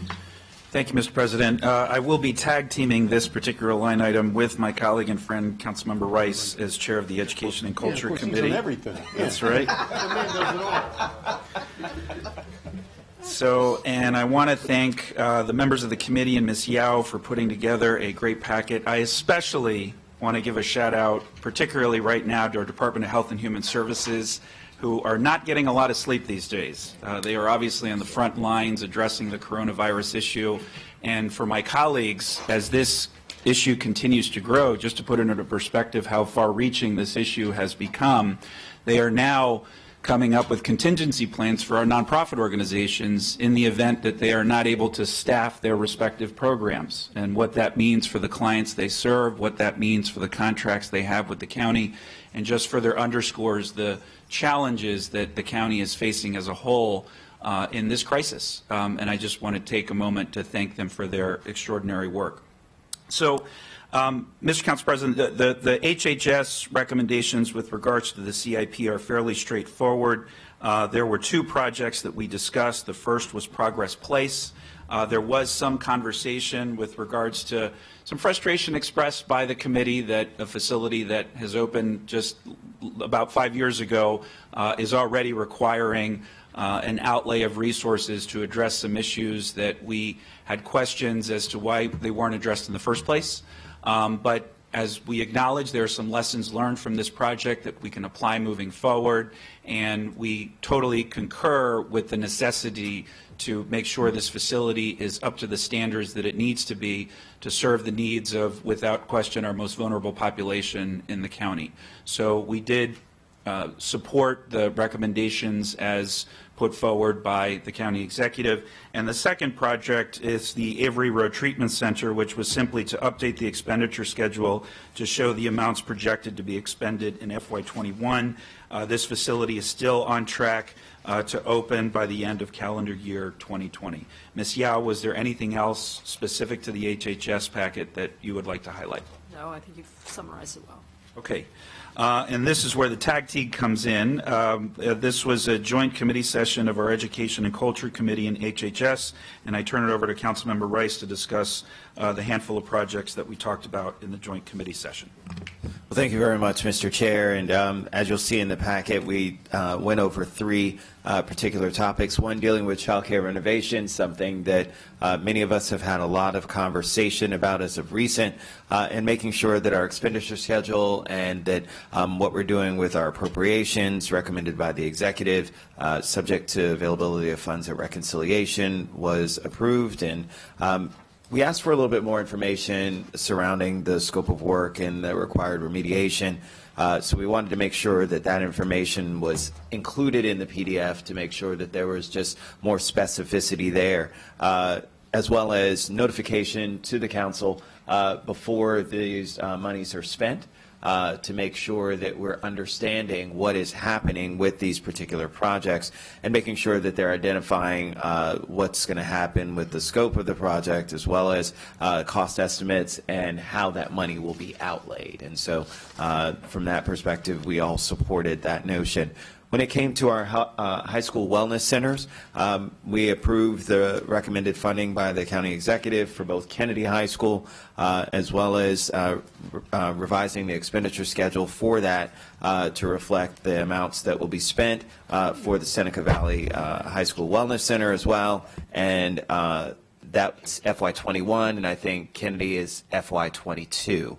So we wanted to make sure that those projects were kept on track. We appreciate the county executive recognizing how important both of those projects are to their surrounding communities. And then last but certainly not least, our school-based health and linkages to learning centers. We had a great, robust conversation about this because as we see Kerwin that has now moved through the Maryland House of Delegates and is now in front of the Maryland Senate, it will be really important for us as the movement is to create community schools at all of our schools, but especially those to where we have higher impacts of poverty and other challenges, whether it's language acquisition, that are there. And so we really want to make sure we touted the Linkages to Learning program and how great it is and how everybody wants one. We wish we could put them everywhere because of the great work that's being done, and it really is the true mantra of bringing that power to individuals. It's not always just about, transformative change is not just about giving a person something, but when you give them the tools so that they can create their own and use their own tools to then shape the lives for their children, whatever, and for themselves, quite honestly, as well, it really makes a difference. And so what we wanted to do is we wanted to show the expenditures for the Maryvale project as well as for the Gaithersburg number 8 project, and we talked about Lee Middle School and making sure that we also reflected that in the PDF as well. We also talked about, just in general, as I talked about with the capital funding for the Linkages to Learning program, looking at flex space at Neelsville Middle School. We asked about some information there, as well as Watkins Mill, Montgomery Village Middle School, and the schools with the highest ever farms rates without current Linkages to Learning programs. And so for us, again, we're looking at cost data, hopefully that we'll be able to have at some point to give us a better idea of what our rollout is. I really want to thank Councilmember Navarro, who continues to push us on the thinking of how the next iteration of our Linkages to Learning will be, and making it so that we truly can roll this out at all of our schools. And we know that it's an expensive program, and oftentimes things that are really good cost a lot of money. But there are also ways in which we can enact cost savings, combine things together, and so that creative nature with which we're looking at trying to be able to have and we always say Linkages to Learning light, in the sense of light expense, but heavy on impact, right? And so certainly from that perspective, we just look forward to working with the department. But I just want to say kudos, because again, when everybody's clamoring to say that they want one of your programs, that says a lot about the great work that's being done. So just please pass along to all of your staff about the impact that you have on the community, and then it's seen and felt and heard. Folks understand how important it is and what a difference it makes in our communities. And so I'll just close with this. Southlake Elementary School, who folks know very well, Councilmember Reamer, myself, and I think it was Councilmember Albornoz and maybe one other person were at Southlake Elementary School, and they were talking about all the great things and thanked us for the Linkages to Learning program. And what a difference it made. And these are parents speaking through translators, but then also were able in small groups to talk to us as they learned and had English language acquisition. And we're talking about the impacts of how they can now help their children with homework. It wasn't that they didn't know how to do the math problem. It was that when the math problem is written in English, and being able to translate that, and then to be able to, it's those simple kinds of things that we don't oftentimes think about that makes such a difference in terms of how we are changing and impacting lives. And so I just really, again, want to say thank you. It's a really great initiative for us that we've created, and we look forward to continuing to work with the department and the county executive's office to make sure that we can continue to expand the program throughout the county. So with that, I'll turn it back over to you, Mr. President. Thank you very much. Councilmember Glass. Thank you, Mr. President. I want to thank my colleagues for a good conversation in committee. You know, I always find these budget conversations, particularly with regard to the HHS committee, is both insightful and humbling. Learning more about the real needs that members of our community faced and trying to do our best to provide those services in what is always a constrained budget, and doing right by those who are the most vulnerable, as has been said. And so in addition to fulfilling our work and commitment with the wellness centers and the Linkages to Learning, I just want to highlight one aspect of this, one project, and that is the Progress Place project and the $1 million to make sure that that facility is as good as it can be, because quite frankly, we know the needs in the community. We know the number of nonprofit support service providers that offer our most vulnerable food and lodging in that space, but it's not that good work that I want to take a few seconds to talk about, but it is, quite frankly, the need for $1 million for what is essentially a few years old building. That was recently built by all of our standards. And we had a really good conversation about the $1 million expenditure, because that building was built through a public-private partnership, and the building is needed for all the reasons I just shared and for all the reasons that we know. And what I think is the most beneficial part of the conversation was DGS acknowledging that as we continue moving forward with creative ways to provide support services for infrastructure, that the requirements and the standards will be increased, recognizing that when we went into that unique design, that unique partnership with the developer who built that entire facility, the expectations were not where they needed to be.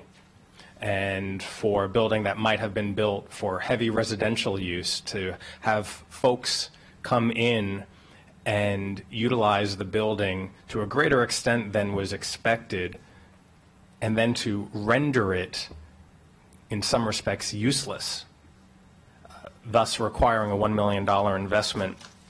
The silver lining is that future projects, we will be moving from a residential to a stronger commercial use, so that it does withstand the test of time, it does withstand the heavy use that people need. And so that is a good conversation. I do, quite frankly, think it is still a shame that we have to use $1 million in this budget to shore up what is a relatively new building, but we learn. And as we engage in future projects, we'll take this knowledge with us to make sure that future public-private partnerships are set to a new standard, so that we don't have to use future capital expenditures to correct errors. So thank you. Thank you very much. Councilmember Navarro. Thank you so much. So really appreciate Councilmember Albornoz and Councilmember Rice as chairs of this joint committee session for the conversation, as well as everyone who has been working on this for so long. I think that we did have really, really awesome conversations about some updates regarding our work, not only with linkages to learning, but also with the child care piece that is so important, the child care in schools discussion. And so I do appreciate the fact that we're still looking at the opportunities for flex space wherever possible, and especially working with the school system.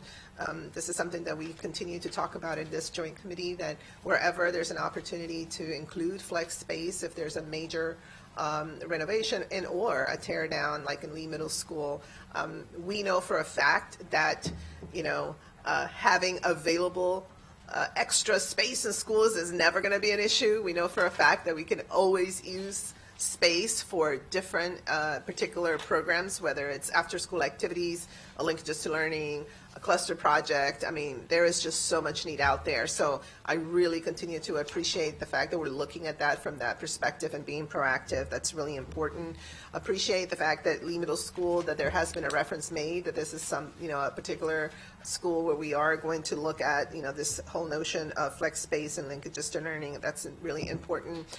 But I do think that another conversation we had in the committee that I feel strongly about is this notion of taking a little bit of time to reassess how we're delivering these programs and vis-a-vis how that connects to our availability in terms of space. And yes, linkages to learning is great. We have been kind of doing it the same way for a very, very, very long time. And the need has really evolved. Now we have this early care and education initiative, we just have a lot of things going on. So to the degree that there is some attention paid to whether we have to redefine or modify the way our program delivery, construct is, I think we need to do that, because, resources are always so difficult to find, but I believe that we have a lot of really amazing talent and assets out there that perhaps we can leverage differently. Also, I know that on page 9, Vivian, you did include childcare in the schools, the discussion. I'm really looking forward to the supply and demand study. It's something that I know it's long overdue. Of course, I did express interest in knowing, who are we hiring to do that, and also this notion of I think it's important to look at profitability when we are looking at this issue of supply and demand and things of that nature. I think it's really important, but we need to also acknowledge that, particularly in some communities, the notion of profitability is going to stand in the way, and we just have to own that. That we may have to subsidize some of these particular programs. And so I just wanted to make sure that we're not only looking at profitability as the marker. That was happening with the child care that we, fought so hard to include space in the new park and planning building in Wheaton. And, when I asked for a particular briefing, I was basically told that there were not a lot of providers that qualified because of the issue of profitability. It was very expensive to build out the space and do all these things. And so what I submit to all of us is that we need to make decisions, especially in particular areas of the county, that we may have to subsidize it and not expect providers to try to make this work and turn a profit, because it's going to be really difficult to do that. So anyway, just shifting this mindset is really important if we're really going to hit the targets that we set forth with the Early Care and Education Initiative. And so regarding that particular study, I just want to make sure that that's included in there, because we need that information to set up scenarios where we as a county government may want, again, to be strong partners and subsidize a lot of that cost, so that even very low income children and families have access to high quality care. But I think overall, I think it was a pretty good discussion, and I'm really looking forward, especially during our operating budget, to see how we're moving the needle on some of these areas. Thank you. Thank you. Councilmember Giwando. Thank you, Mr. President. Thanks to my colleagues, the Chair Arbanaz and Chair Rice and Councilmember Navarro and Councilmember Glass. I think I got everyone. Those are the 5 on the joint committee. And obviously to everybody else, this was a great discussion. Good to see you all. Good morning.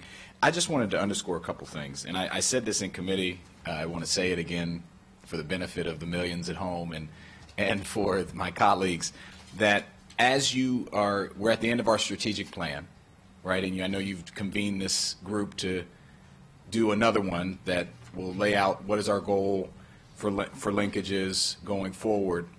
You've convened the bi-agency planning group. I really want to challenge and push you again to bring back a plan that doesn't just prioritize the next couple of schools, but that lays out a path for how we're going to provide the academic and non-academic and social emotional support for all of our students that need it. It's unacceptable to me, I've said this, that the school that I went to in Oakview Elementary still has kids struggling in the same ways that I did without the supports. And we have to just be honest that we have a lot of need, and we have to have a plan to get there. And while I know budgetary constraints, this year we're going to try to do what we can with Neelsville and Montgomery Village, and take those up in the budget, as well as Watkins Mill Elementary. I really want to help you and help us create the demand in the plan and say, here's what we're going to do over the next 5-10 years, and here's all the kids we need to get to, not just the next 3 highest ever farms, which are high. I mean, these 3 schools that we're going to consider are 85% or above of the kids are ever farms. So, and I said this in committee, and because all those things, social emotional support, academic supports, the things that we know impact a young child and their family's opportunities to succeed and have their piece of the American dream, are happening every day, and we don't have enough kids that have access to that. And we know that, but let's lay out a plan that allows us to go to voters and to others and say, here's what we're going to need to do to get that, and to grow our economy, to provide opportunity for everybody. And let's be bold in that plan. And I just wanted to underscore that for the benefit of my colleagues. 3 schools at a time, there's going to be limitations to budgetarily what we can do, but I'd like us to have a plan and be able to make the argument of how we can have a more robust approach that does it sooner and faster for our kids. So I appreciate all the work. I'll end saying I appreciate all the work that you all do every day. I know you share this passion and you think about it every day, and I look forward to working with you to get this done. Thank you. Councilmember Friedson. Thank you, Council President. Thank you to all of my colleagues on the Joint Committee. I took some time to review what was done in committee. I really appreciate all the work that was done. I think I want to echo Councilmember Albernaz's point. In government, we have to walk and chew gum. At the same time, recent events have really reiterated those challenges, and I think the staff in Health and Human Services and DGS as well, really have stepped up to the plate. So I just wanted to thank all of you for that, and hope that you will share all of our appreciation to the rest of your teams, because there's obviously been a lot going on, and we have the regular course of just doing business here on behalf of our over 1 million residents. So I really appreciate that. Also appreciated in particular the comments at the committee, but also here of Councilmember Glass and the robust discussion about Progress Place. We have to do better, and I think we all recognize that. We have to make sure that we are putting forward the right investments on the front end so it doesn't cost us more on the back end. And Councilmember Albornoz as well talked about PLAR and maintenance and some of the other things that we talk about. And, I think we really need to spend more time thinking about that, about what the ultimate costs are going to be to our public facilities and what the cost of deferring maintenance, what the cost of not investing properly on the front end are going to be. And frankly, I feel that way sometimes when we're walking around our own building here and what those challenges can be. And I just think that is such an important aspect of what we do. And I don't think there's any greater conversation about it when we're talking about some of the work that Health and Human Services does, the facilities that you do it, and the vulnerable populations that you're serving. We have to make sure that we are doing right by those residents, and that we are doing right by all of our residents to make sure that we're investing their hard-earned dollars in an effective and efficient way. And I think Councilmember Navarro's points about the Linkages to Learning program and about co-location and about thinking through the flex space is an example of that as well. Of we have to really think through carefully and forward-looking in our approach to all of the investments that we make, to make sure that we're not leaving anything on the table, and to make sure that we are not leaving opportunities that could save us money down the road. We know the work that we need to do. We know that we can, we will be in a perpetual race to keep up with those needs, and thinking today about what those needs are going to be tomorrow is critical. So I just wanted to reiterate some of the points that have been made and echo those comments, and hope that we can all work together to make those investments to make sure that we have facilities that can meet the needs of our residents, and that we are keeping up with maintenance and not deferring it and kicking cans down the road to make sure that we are safeguarding the public assets that we are responsible for. Thank you. Councilmember Reamer. Thanks. I just wanted to follow up on the comments about the study for supply and demand of child care in the county. What's the timeline on that study then? Good morning, Joanne Barnes, Chief of Children, Youth, and Family Services.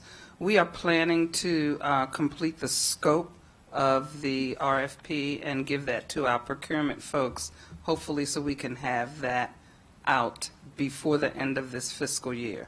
The actual fulfillment of that RFP will take a little bit of time, but it's one of our highest priorities.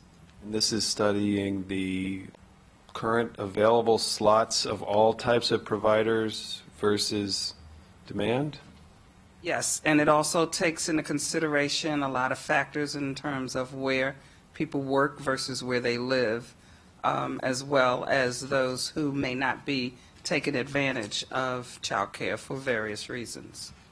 Then the comment or the position is that would help guide potential additional investments of child care in public space. Is that this is the CIP item of that? It actually will help us guide a lot of the recommendations that will come from the initiative. It will help us determine how much money we need to invest in the subsidy program and how much money is available for different pilots that might encourage providers to continue to flourish in this business. Okay. There's also interest from the Joint Committee about looking at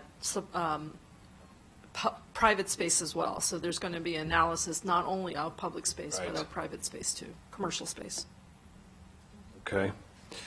All right. Well, I certainly join my colleagues in urging us to think bigger and do more. And I think we're still behind the ball, and we know that the state is going to be making some bigger investments in subsidies soon, and so we have a lot that we need to align. But access to space is always the key issue for providers, and we would want to build it out, I think, however we can, So hopefully we'll get the results of that study very soon and be able to move forward and get some forward momentum.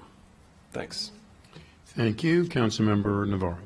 Thank you. Yeah, no, Councilmember Reamer, you reminded me that, I mean, it's very clear that in the Early Care and Education Action Plan, it was delineated that we wanted to look at all the opportunities. So not just, for example, family child care, commercial, private providers like centers, but also we keep hearing about vacancies in commercial spaces and retail spaces. And so why not look at the viability of those spaces and, do some kind of an audit to understand what it is that we have, and then be able to compare that to some of the places where we know we have a lot of gaps, as well as, of course, our public facilities. So it's kind of like all of the above, some sort of an audit of all of the above to understand where the potential lies for more capacity vis-a-vis space. And the idea is, and I'll have to say that, we did say in that action plan that, because this was fiscal year, so, by July is when we're supposed to have the first year. And the idea was that this work needed to be happening concurrently with all the other items, because at the time when, Kerwin Commission or anything comes from the state, we can be ready, and we have already, would have been in a position to have identified as many slots or space as possible. So this is really critical that for this work to continue on. And there is a sense of urgency because we need to align that with whatever may be coming from the state in addition to what we are doing.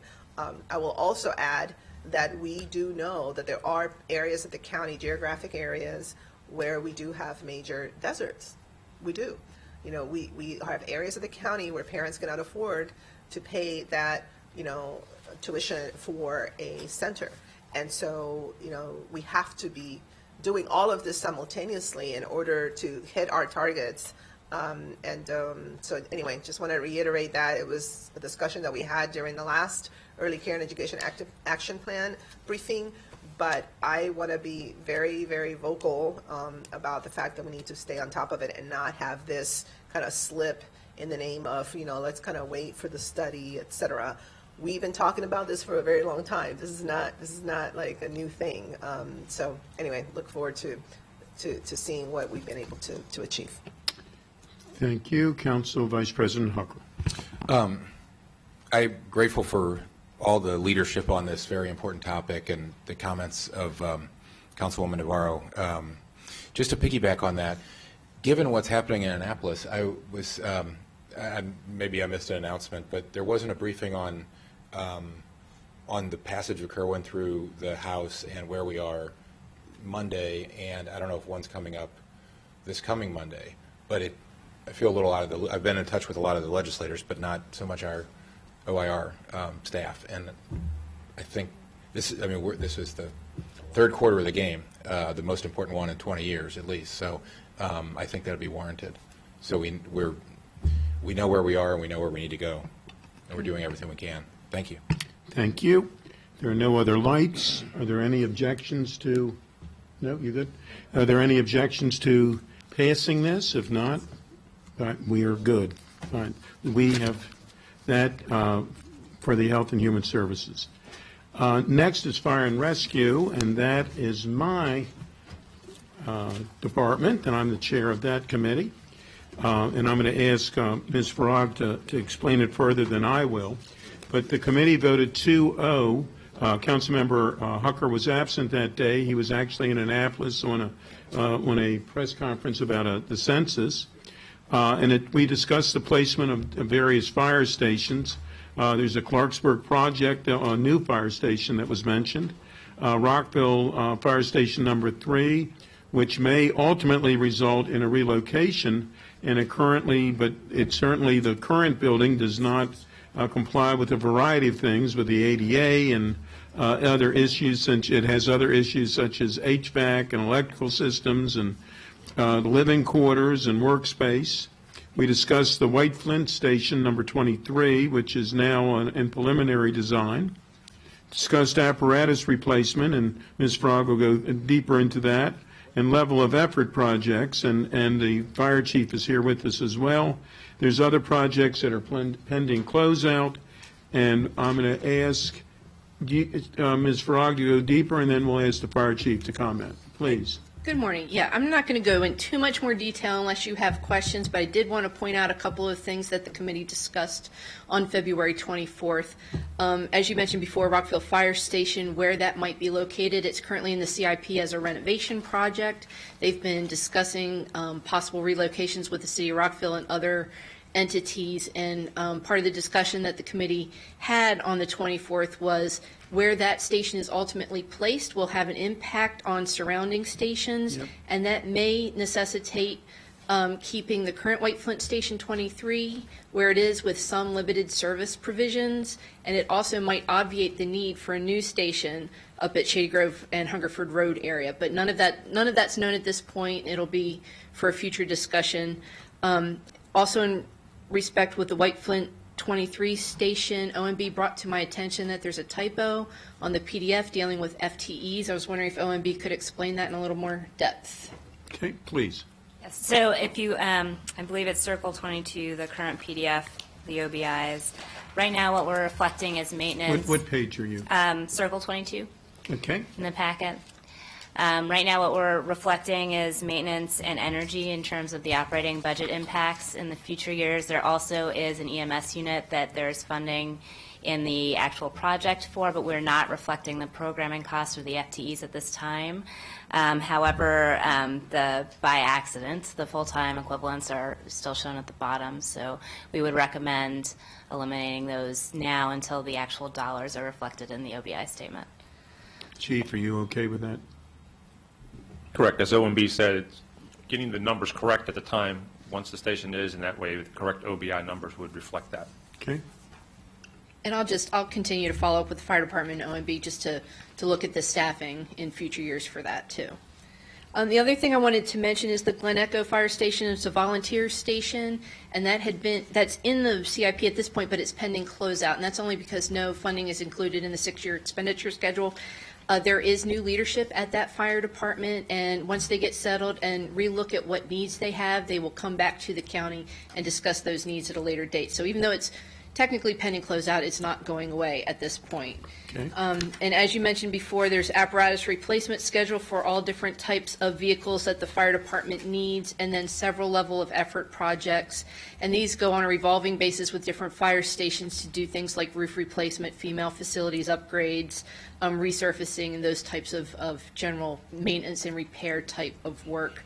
Again, the committee recommended 2-0 with Councilmember Hucker absent to approve this as recommended as submitted by the executive. Thank you very much. Chief, did you have anything to add? No, sir. Council President, you outlined the discussion, and Susan recapped that. The work with the facilities is in need to support the 25 or so fire stations that are LFRD supported and engaged with the DGS projects to support these level of efforts and making sure those facilities are adequate and supporting for the future years to come. And the additional facility projects, as Susan outlined, are being weighed very much integrally together as each impacts the other. And that's the discussion in the future that we're already having. Very good. I see, Councilmember Rice. Just very quickly, Chief, I know that there's been a lot of discussion, not just here in the area, but nationwide, around what fire apparatus will look like in the future, understanding that with the changing nature of neighborhoods, with a lot of urbanization, that there continues to be. How is that reflected in the apparatus at this point, understanding some of the challenges we have in places like Clarksburg, as well as when I did ride-alongs in Germantown, even some of those neighborhoods that are even older are still very tight and make it very difficult for our fire personnel to get around these neighborhoods. Absolutely. And that question, I believe it was Councilmember Hucker, you sent that question in? It was an email from Councilmember Reamer. Sorry. Councilmember Reamer, my apologies. There was a question raised and an article referenced a San Francisco Fire Department having smaller and shorter apparatus. Councilmember sent it in, and Assistant Chief Friedman provided a detailed response to Susan, which I will summarize, and she can then push back out to you all. So the 24 new engine companies that are on the street now and that were a part of this last heavy wave of apparatus replacement is and are directly shorter, smaller, and narrower than the ones that they replaced. So to address all of those issues, as vehicles are being shorter in wheelbase, smaller turning radius so they can turn better, narrower from mirror to mirror so they can address going down a street with diminishing clearances based upon parking and the other activities. And then because of engineering capabilities, the equipment on the said vehicles is lower to the ground, which allows for a better ergonomic deployment for the men and women of the organization. So that it was critical in how we designed these 24 engines.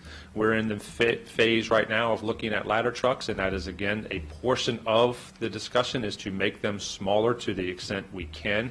And Susan will forward that summary of how we made this batch of engines fairly different and shorter, smaller than the ones that they preceded from 10 years ago. Chief, I really want to say thank you for that. And I think one of the things that in our conversations about Vision Zero, as we talk about our cars and talking about narrowing lanes, what we haven't talked about is the impact on public safety vehicles. And so from that perspective, if you're also talking about narrowing lanes as a person, and I encourage you, if you haven't done it, to ride along in a fire truck and you see as cars are right alongside you having narrower lanes, certainly with our current vehicle fleet may provide a challenge for some of those to get around. So certainly as we look to that, I think we should have Mr. Holland make sure that he's also in touch with our public safety personnel to ensure that we're not doing something that would impede even the newer fire engines from being able to get around the county. So thank you very much for that very thoughtful approach, Chief. Thank you. Councilmember Reamer.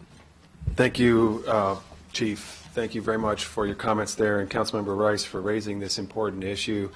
I'm so pleased to hear that the trend is towards smaller, more nimble apparatus. I think for some time in the past, we were sort of stuck in this mode where the vehicles were really large, and then when we would take on the road code issues, we would, for many reasons, including the size of apparatus, we were saying we need wider roads. But the wider roads would encourage faster driving, and it takes longer to cross, and that creates a different set of problems. And so we're trying to have a trend in our road design towards narrower roads, and Clarksburg is a great example of very forward-thinking road design, where when you're in the Clarksburg neighborhoods, it just feels so safe and well, it feels very safe because the streets are tight and there's usually parking on the street as well as in alleys or on the driveway. And so you know that moderates speeds, and it makes for a safer pedestrian and biking environment. And that's what we want, but it does require a shift towards these smaller vehicles. So again, I'm just really happy to hear the department is the trend is towards smaller vehicles, and this will allow you to, I suppose, allocate the smaller vehicles where they are most needed, perhaps based on the surrounding neighborhoods. And you know, we have to align our goals all together, and one of them is certainly going to be continuing the trend towards you know, tighter fits on the roads.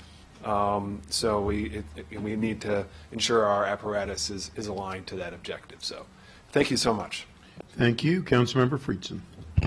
Thank you for that, Councilmember Rice and Reamer. We've had a lot of really robust conversations in our master plan conversations on Fed, specifically about this. You know, the goal is with the lanes is to reduce the need for some of our first responders to mitigate some of the dangerous situations that road users are in by bringing down the speed. And so hopefully by all of this working together, we can address that. We want to obviously make sure that our first responders can get to emergencies where they need to go. In fact, I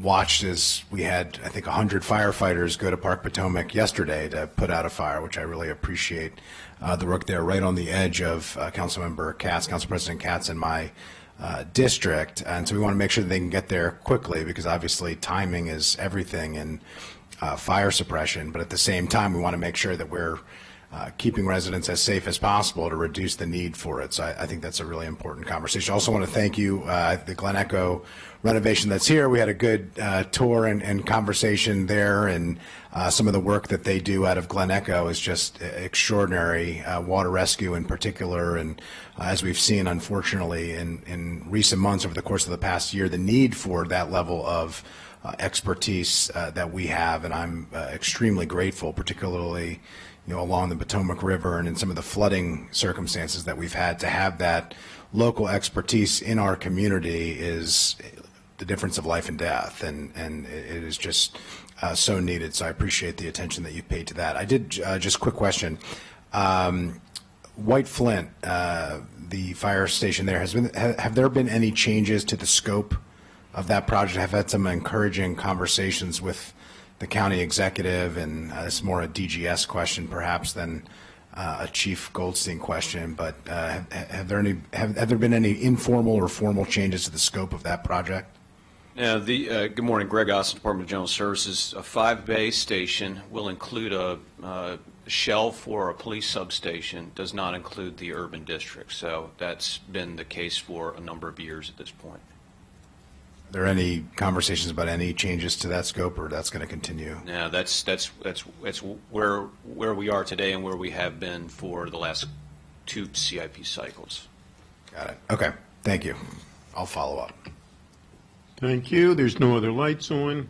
Is it okay to approve this without objection? We have head shaking yes, so this is approved without objection. Thank you very much. The next item that we have is parks.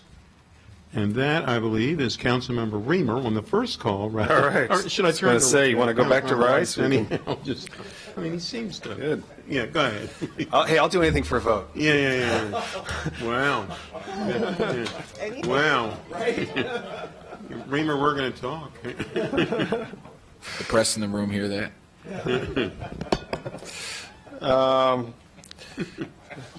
I did want to make a technical correction to your oft-repeated mantra about the millions of people watching at home. There are only 1.1 million residents of Montgomery County, so something to keep in mind. We're nationwide. But you can't just say, yeah. I mean, you don't get complaints from California? Yes, you do. Yeah. The eyes of the world are on you, Mr. Chairman. Indeed, I feel it. All right, well, welcome to our Parks team, Casey Anderson, Mike Riley, and team. We had a multi-session work session on this capital budget because there's a lot here. I would say the headline for my colleagues is the recommended budget is quite a fair amount below the requested budget.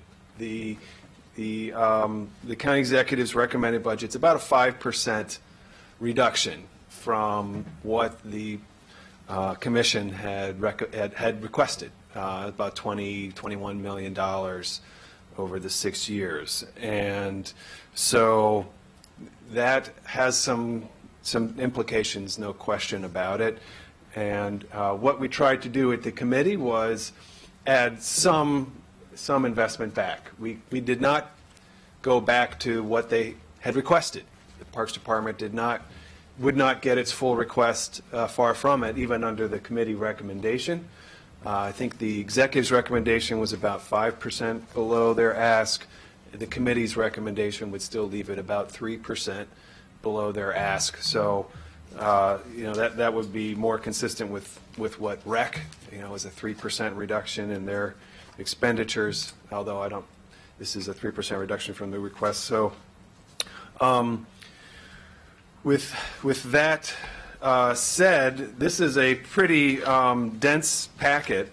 I guess, again, I'll try to focus on some highlights, and then we'll go through. Pam will take us through piece by piece, and some sections we can do more quickly than others. But the the recommendations for what we wanted to move forward with, new projects that we've approved or some restorations that we made fit into a couple of categories.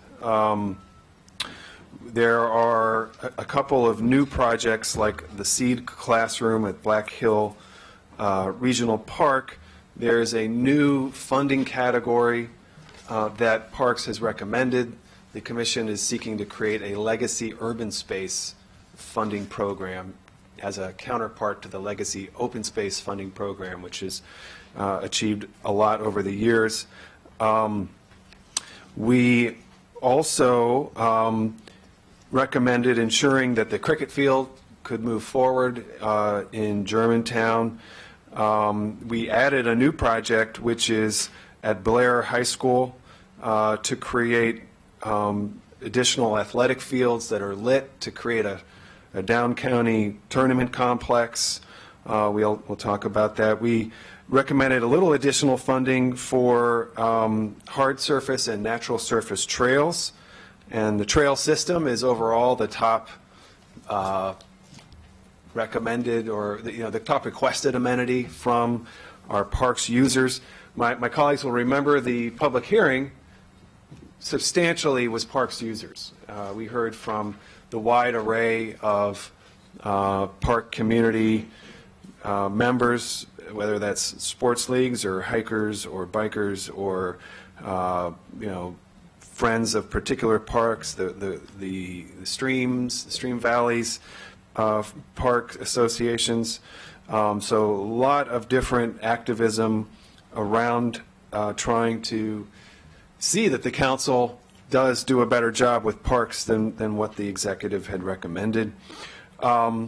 We worked hard to meet council member requests. We did decide that the time is now to move forward on Ovid Hazen Wells. Ovid Hazen Wells is going to be a really impressive park that will be in the Clarksburg community, and a centerpiece of that park will be the carousel. There will be the carousel that's in Wheaton will move to Clarksburg. Wheaton will get a new carousel. There will also be athletic fields at Ovid Hazen Wells and a variety of other really useful amenities. But the number of rooftops in Clarksburg has really grown substantially over the last several years, and we really felt, and Councilmember Rice really spoke up. We felt that now is the time to move forward on that project. We heard from Councilmember Navarro about Brookside Gardens and Northwest Branch Recreational Park, and we also recommended adding the funding as requested for those. So the combination of these different parks, whether they're restorations or an addition, is what brings the overall committee recommendation up a little bit from the executive's proposed budget, but again, still a fairly healthy amount below what the park system had asked for.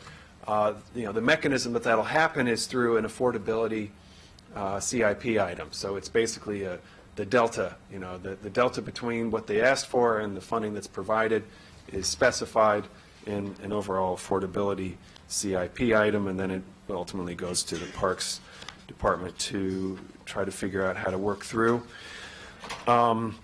We are going to return soon to the conversation about ball fields. We'll have a joint committee to talk about the CUP funding for ball fields and how to fund the $600,000 annually that we need to meet the council's stated goal of putting all of the MCPS sites into the renovation and maintenance schedule.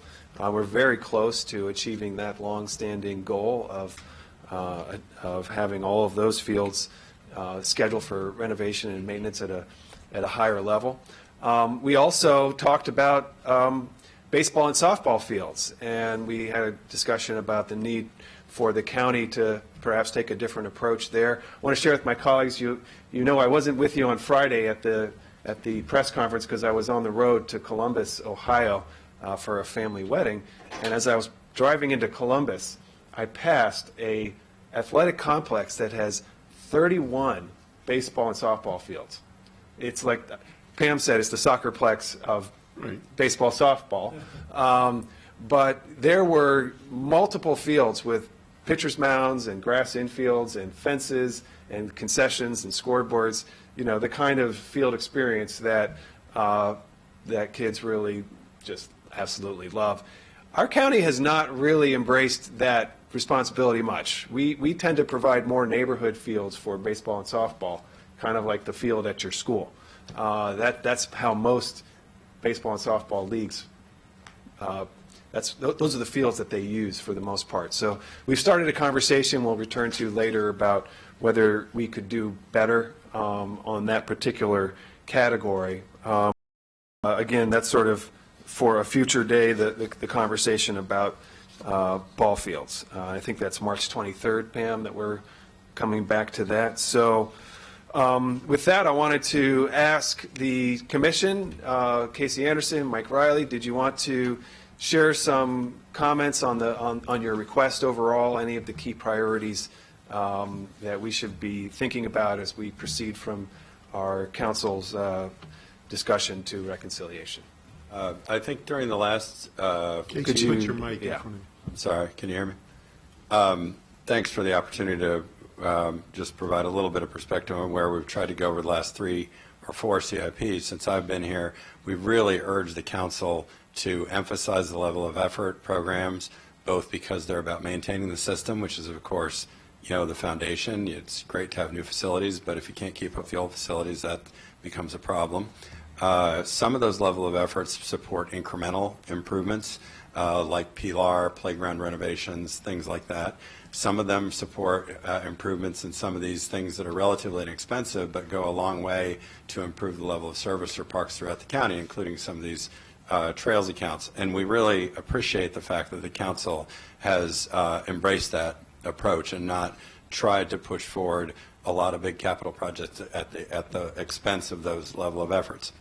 I did want to follow up on something that was discussed briefly and caught us a little bit off guard during the last session when Councilmember Juando had asked if we had any data about that broke down different demographic groups and which types of park facilities they use, particularly with respect to trails. It occurred to me as I was laying in bed that night, drifting off to sleep, which is usually when all my brilliant ideas come to me, not in front of the Fed committee usually for some reason, that we did have some data and we were able to shake that loose.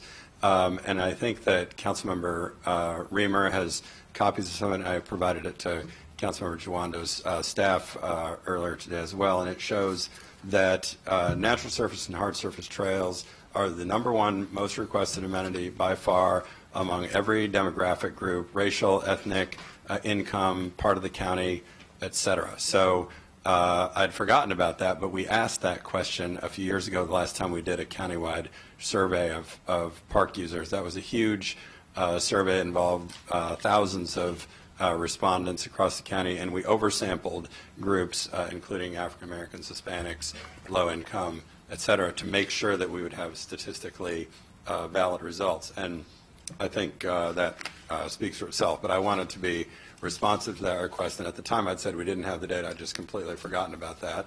And luckily, the data actually supports what the Fed committee did. So how about that? Even better.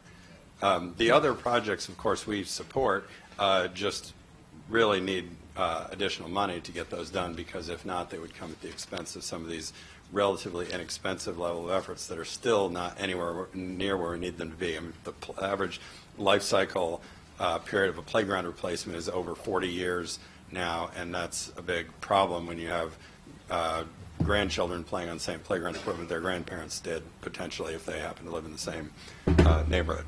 So we appreciate your support for that, and your helping us to exercise discipline in not funding the things that are new and exciting at the expense of the things that are old and need to be kept in good repair.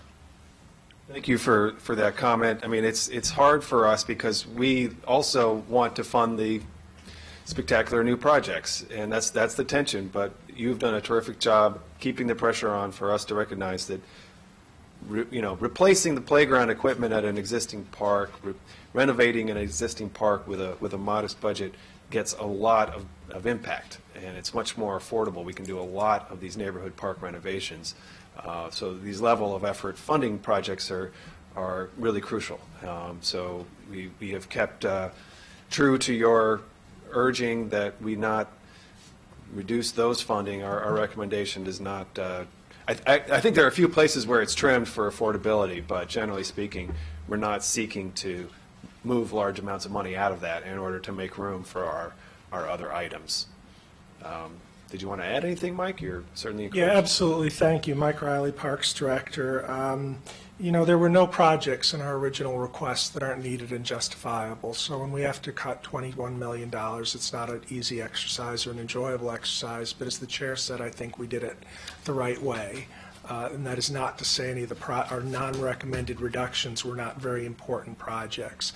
And I want to commend the Fed Committee because I think you did it the right way too with the projects you chose to put back, and I'll just go over and make comments on each one briefly on the trails. Yeah, please. Okay? We are going to proceed through the entire package. Then I'll save us. But I'll just say of the ones that you did chose to restore, I think you got that right in terms of the priorities. There are some projects we can't do that are going to suffer. It's not that they're not important or needed, but I think you hit the nail on the head with these particular ones that you want to get back. Thank you. Just an overall comment on the trails. So we have 3 items in our committee recommendation that really is intended to make a big step forward on our trail network. We have a hard surface trails. That's the concrete trails. Those are expensive. We're on a 60-year timeline now for replacing or renovating those trails because it's expensive. So we tried to make a modest boost on that. You get doing a mile of that trail work costs real money. We also added funding for dirt trails, and that's in an area where we actually have a lot of volunteers that do our trail building with us.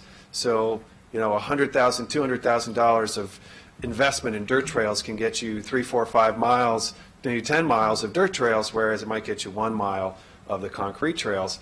And then our Vision Zero item is really about how those trails cross our roads. And my colleagues will remember Ned Galen was killed on the Little Branch at Little Falls Parkway on the Capitol Crescent Trail. And we have really used that as a call to action to try to establish safer crossings. We've had 2 of our residents died at Turkey Branch on the Matthew Henson Trail, I think it is. We've had a number of our trail users die in crossing our roads, and so this budget appropriately invests in more crossings, and it was one area where we thought we could try to do a little better even than what had been presented to us. Now, I will ask Councilmember Friedson, who is our lead for Parks, for his comments, and then we'll proceed through the packet if the Council President's okay with that. Well, we do have lights before Councilmember Friedson, so are you okay? Okay, go ahead, please, Councilmember Friedson. Thank you, Council President. Thank you to the chair. Thank you to our terrific Parks Department. I will just briefly reiterate what the chair has said. I really do think we took a thoughtful and deliberative approach in the Fed Committee. Really appreciate Councilmember Jawando and Chair Reamer working together, all 3 of us, to try to meet the priorities that we have within limited financial constraints and make sure that we were getting the most bang for our buck and responding, I think most importantly, to the overwhelming support in our community in the public hearing and otherwise to what residents actually want and what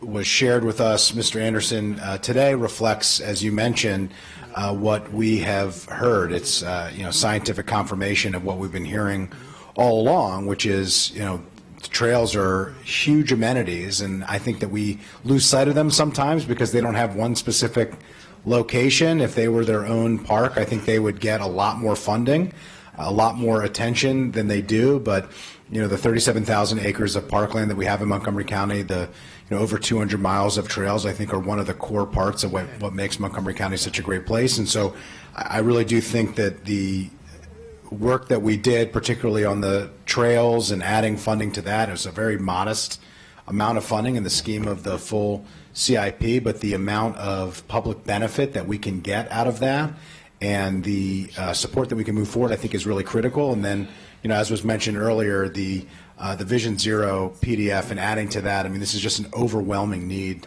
that we have. Every dollar that we're able to put into that not only helps our trails, but keeps our residents safe. And I don't think there's anything more important than that. And, where our trails intersect with our roads are some of the most dangerous places in Montgomery County for residents. And unfortunately, we've all had to attend vigils as a result of that. And so everything that we can do proactively to keep those crossings as safe as possible, to re-engineer them to the point where they bring speeds down and increase visibility and allow for residents to approach them, I think is absolutely critical. And, as was mentioned also, I do think that we tried to reflect some of the individual council member priorities as best as we could. And I just want to, the conversation we were having before in HHS, I think is as important or more important here. The maintenance, the putting money towards and refreshing and taking care of the assets that we have in the park system, which has really been the direction under your leadership, Mr. Riley and Mr. Anderson, is absolutely critical. And I've seen it in my own neighborhood. We talked about this at the committee a little bit, but a refresh, a relatively modest refresh to an existing park has dramatically changed the use of that park. And this is true in parks all across the county. When you can change a jungle gym that's 40 years old into playground equipment that's modern and useful and interests families, when you can resurface and make the facilities within a park better, more usable, more attractive, safer, families use them. And to take the 37,000 acres of parkland and actually make them as attractive and usable as possible is a good investment in our money. We've already purchased the land. Now it's important that we make it as active and useful to the residents we're there to serve. So I'm proud of the work that we did at the committee and look forward to getting the support of colleagues through the budget. Thank you very much. We're going to have to do a time check because I know that there are some folks who are going to across the street for a press conference. So, and this is going to take longer than 20 minutes. I see several lights on. We have this can come back on our agenda at 3:15 this afternoon after interviews. So what I'm going to suggest is that we take a recess now, if it meets with the body's agreement. We take a recess now. We come back. We're scheduled to come back at 1:30. We have 1:40 interviews, and then for public hearings at 1:30. We have interviews at 1:40, and this would be picked up again at 3:15. Is that? Thank you very much. I know you all are very happy to hang around the building all that time, but I think that's the only way we can do this at this point. Yes. Well, I've actually written it down, Councilmember Giwando. I wouldn't. You were number 2 after Councilmember Rice. There you go. Thank you very much. We are recessing. I need to find